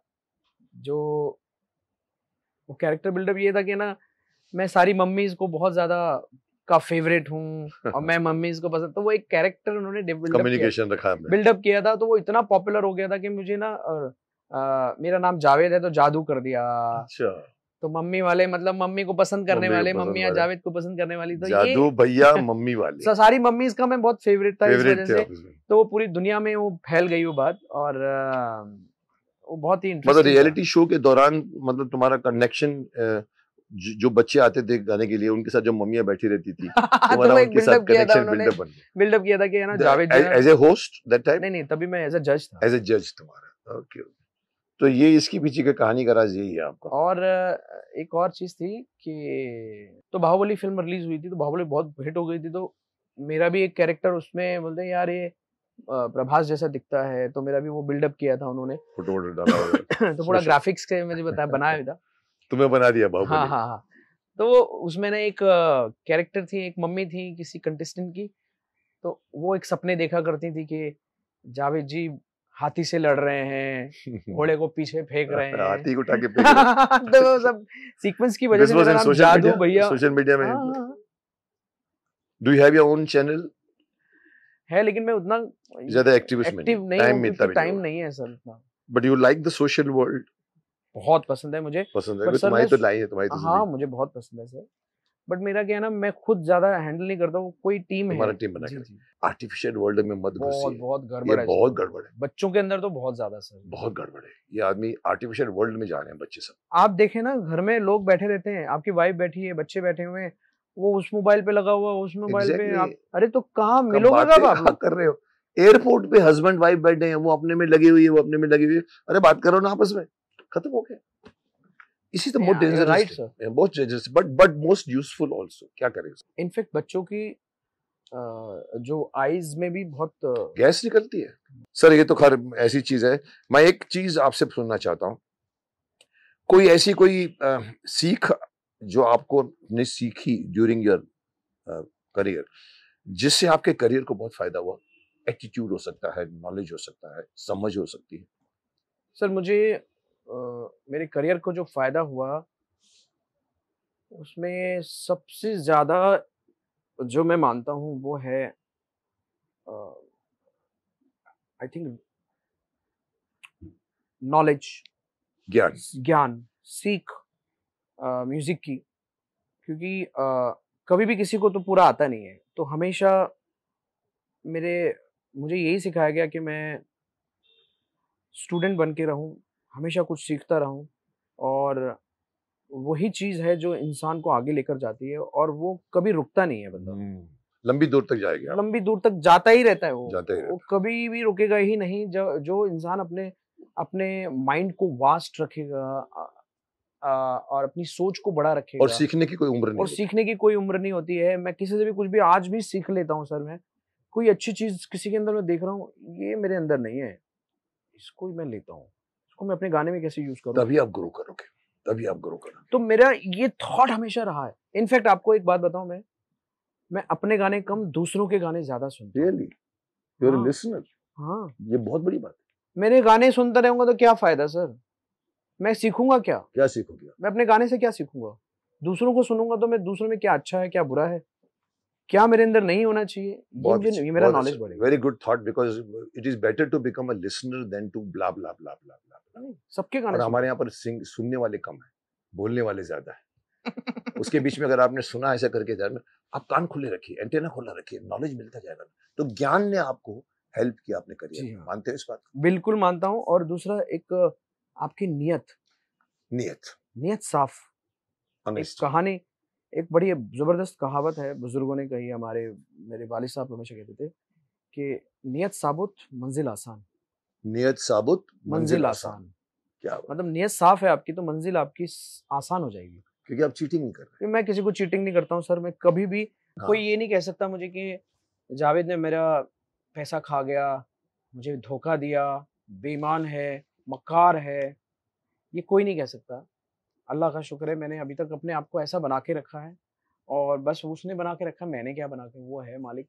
तो उसकी एक मेरे पे कृपा है, और मैं दुआ करता हूँ कि वैसा ही मुझे ऊपर वाला रखे, और वही चीज़ को मैं पकड़ के चल रहा हूँ। कई लोग ये सोचते हैं सर कि सीधे आदमी की कोई वैल्यू नहीं है। गलत सर, ये बिल्कुल, कल ही मैंने ये बात सुनी, कल ही किसी से सुनी कि सर सीधे आदमी को, मैंने तो कभी किसी के साथ मक्कारी की नहीं सर। लेना तो संतोष मिलेगा आपको, अपने नहीं किया किसने, बहुत बड़ी बात है ये।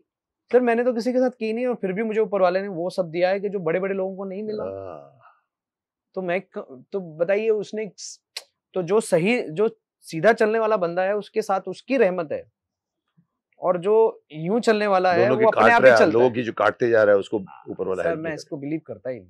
बहुत बढ़िया, बहुत बढ़िया। दोनों सीख बहुत काम की है। एक तो ज्ञान की कोई सीमा नहीं होती, सीखते जाओ हर उम्र में। और दूसरा, ऑनेस्टली मेहनत से जो पाओगे ना, वो आपको सेटिस्फेक्शन जितना देगा ना, वो करोड़ों रुपए का, अरबों रुपए भी नहीं दे सकता। नींद 15 मिनट में आ जाए जिस इंसान को, मैं उसको भाग्यशाली। क्या बात वाले, बहुत भाग्यशाली समझता। आप सोने गए और नींद आ गई, इधर करवट गड़बड़ की, अरे मेरा उसने 100 रुपए खा लिया, नींद साहब। और वो जो ऑनेस्ट होगा ना तुम्हारी तरह, वो आदमी को पता है मैंने किसी का कुछ नहीं काटा है, कुछ नहीं दिया, वो 15-20 मिनट में उसको नींद आ जाए, एंड ही इज मोस्ट भाग्यशाली। उससे बड़ा मालदार कोई नहीं। या एब्सोल्युटली राइट सर। एक और बहुत थोड़ा सा फनी लगेगा आपको मैं अभी तक पूछते ही जा रहा हूँ। कम से कम 12 सवाल पूछने हैं तुमको। एक सवाल मुकेश खन्ना को अगर आपको पूछना हो तो आप क्या पूछें? सर सबसे पहली बात तो हम आपके बहुत बड़े फैन हैं, और बचपन से बड़े हुए हैं आपको देख देख कर। और स्कूल, पहले मैं अपने जज्बात बता देता हूँ आपको। संडे का दिन हमको खेलने को मिलता था, और लेकिन हम खेलने तब जाते थे जब महाभारत देख लेते थे। क्या बात।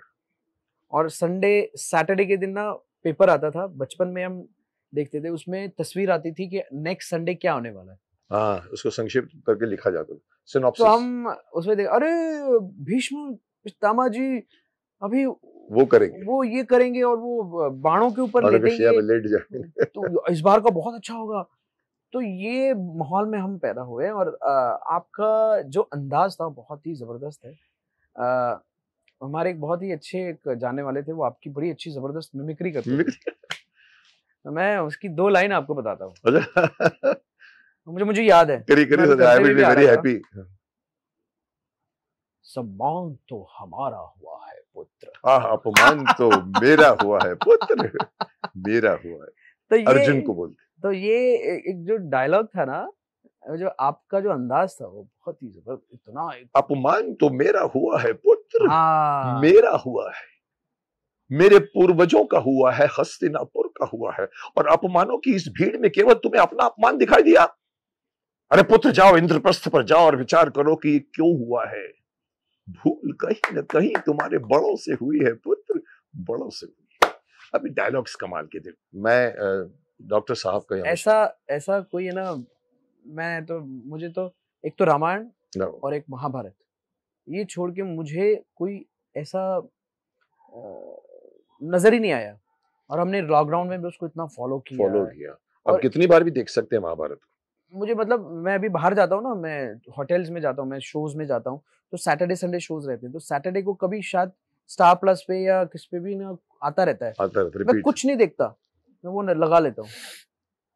और चलता रहता है, उसका जो एक नशा है ना, वो बहुत ही जबरदस्त। सुरूर है बहुत और बड़ा, आपका और सीख इतना जबरदस्त उसमें कैरेक्टर बन गया सर। मैं तो तारीफ ऊपर वाले की करूंगा, मेरे को ये शक्तिमान मौका दिया, इतना फिर शक्तिमान खूबसूरत। आया ऊपर से। शक्तिमान में भी बच्चों के लिए, मतलब हमारे लिए तो वो ऐसा था, हमारे जनरेशन का ही है वो, तो हमारे लिए तो वो ऐसा था कि अरे बाप रे, ये सुपर हीरो है, कमाल, first Indian oh my God. तो आपने उनको जिंदा किया, जो कैरेक्टर्स आपने किए, तो हम आपके बहुत बड़े दीवाने हैं, आपके फैन हैं, और हमारी खुशकिस्मती कि आज आपके साथ में रूबरू होने का मौका मिला। ये तो मेरी तारीफ हुई, अब सवाल क्या? सवाल ये है सर, आपकी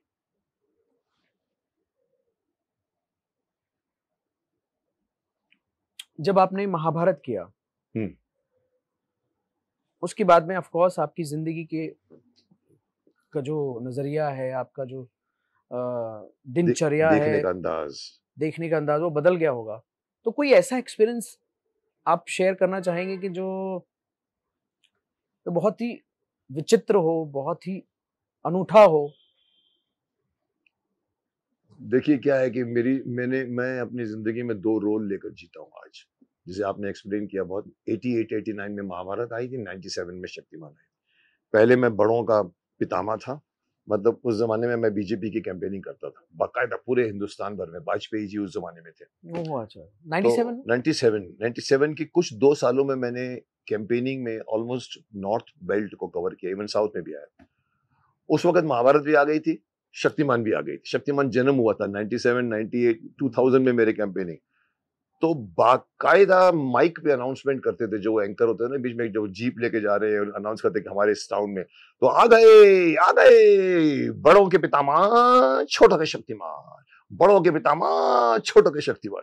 तो सभा में ये रो में 15 रो में बच्चे बैठते थे जिनका कोई वोट नहीं होता था। वो सिर्फ बैठ के, तो मैं उसको बता, चुप, वो कैंडिडेट बोल रहा है।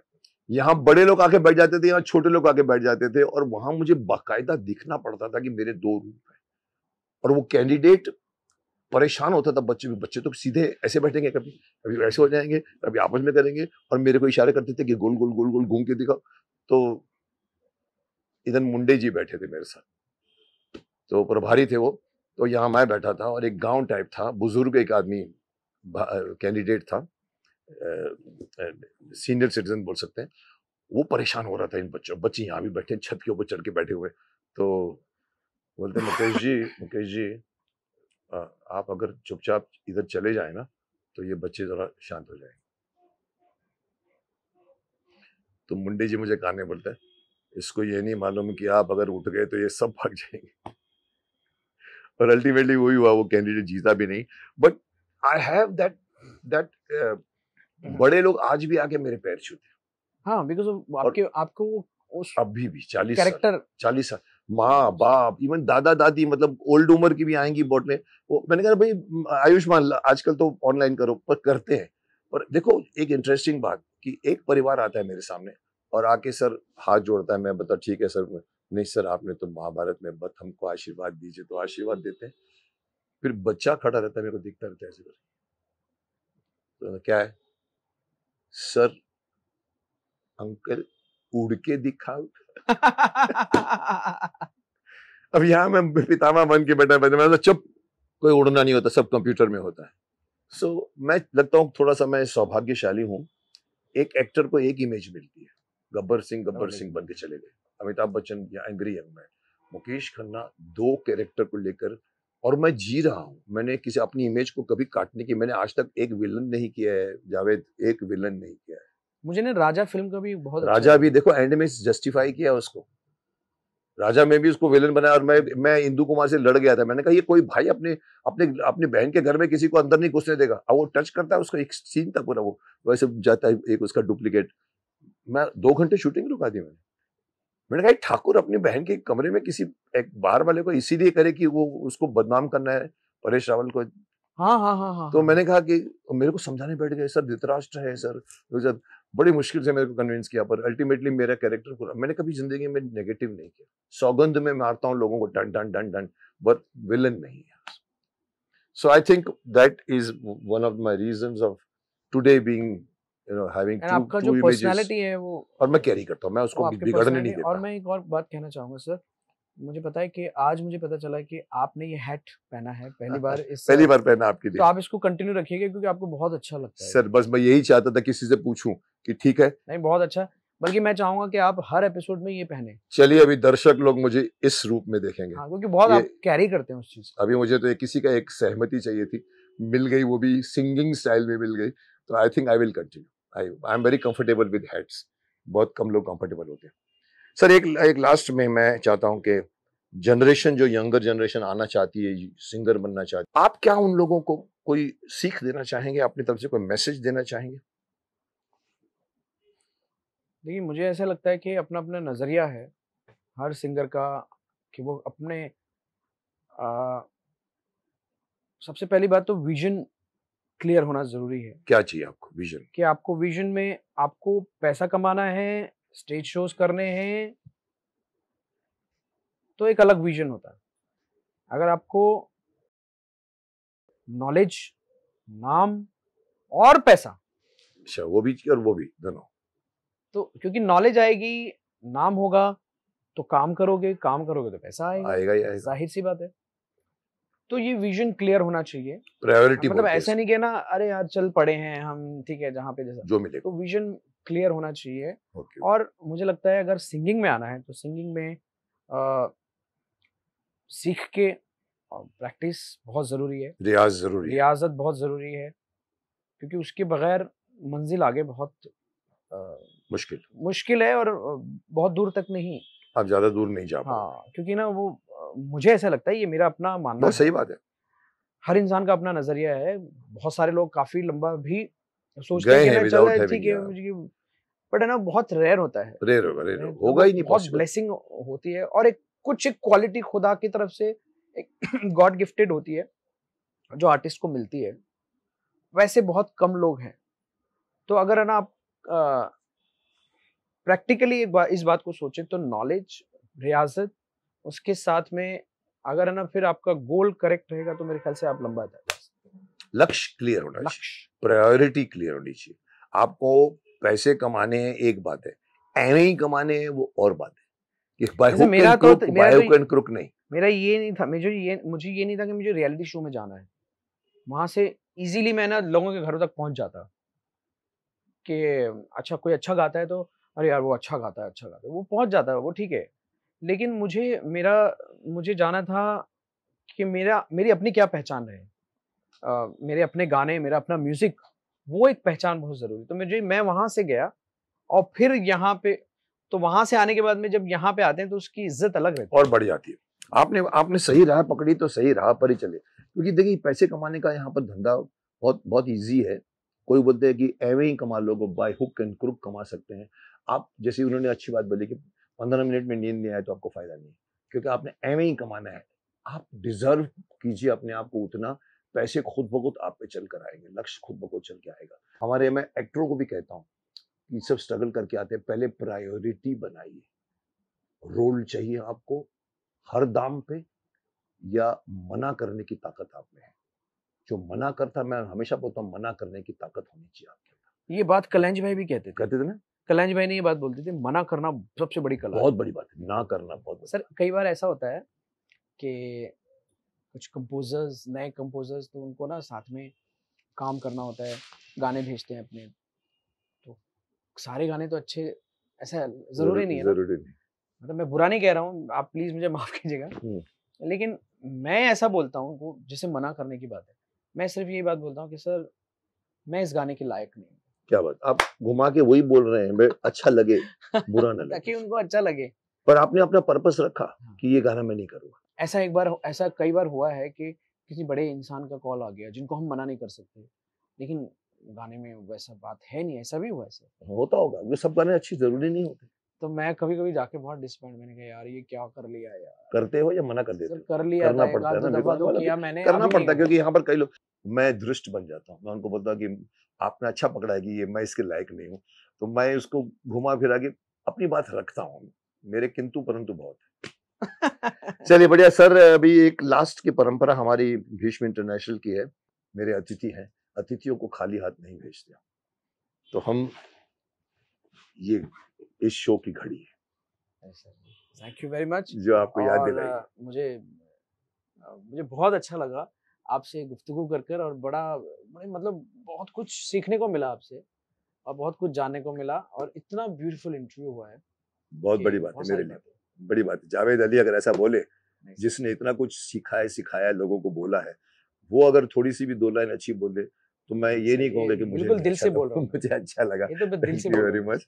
साथ में एक और चीजें हैं सर, आप क्या पीते हैं, चाय या कॉफी मुझे नहीं मालूम, सर मैं पर जो चाय और कुछ भी कॉफी दोनों पीता दोनों हूँ। पीते तो ये इसमें पीजिए, ये मग है हमारे शो का। सर, बहुत ही कमाल। आप भी अगर इस मग को और इस घड़ी को अगर आप अपने घर में लाना चाहते हैं तो आप भी ला सकते हैं। अमेज़न में जाइए, हमने इसका अमेज़न में रखा हुआ है, you can also have it. तो जैसे कि मैंने कहा कि आपने भी सीखा, आपने भी एंजॉय किया, मैंने भी सीखा, मैंने भी एंजॉय किया, लेकिन एंजॉयमेंट की कोई लिमिट नहीं। सेटिस्फेक्शन कभी भी इंसान को पूरी तरह से नहीं मिलता। तो अगर हम कहें कि हमने बहुत इंजॉय कर लिया, सब कुछ और बचता है, तो मैं जावेद अली साहब से एक बार कहूंगा सर, एंड में, प्रोग्राम को एंड करने में, जैसे हमेशा कहते हैं कि एंड बॉल हमेशा अच्छी होनी चाहिए, तो सर एंड ओवर है आपका।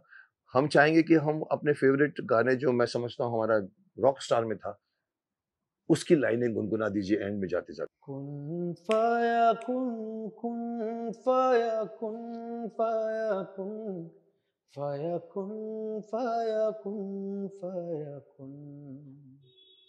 जब कहीं पे कुछ नहीं भी नहीं था, वही था, वही था। जब कहीं पे कुछ नहीं भी नहीं था, वही था, वही था, वही था, वही था। कुन फाया कुन, कुन फाया कुन।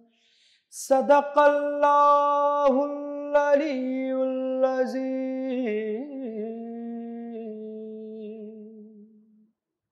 क्या बात है, क्या बात है, ताली मारिए, आप सभी लोग ताली मारिए। इस गाने को आप लेकर एंड में जा रहे हैं, मुझे मालूम है कि इस प्रोग्राम के बाद भी आप गुनगुनाते रहेंगे।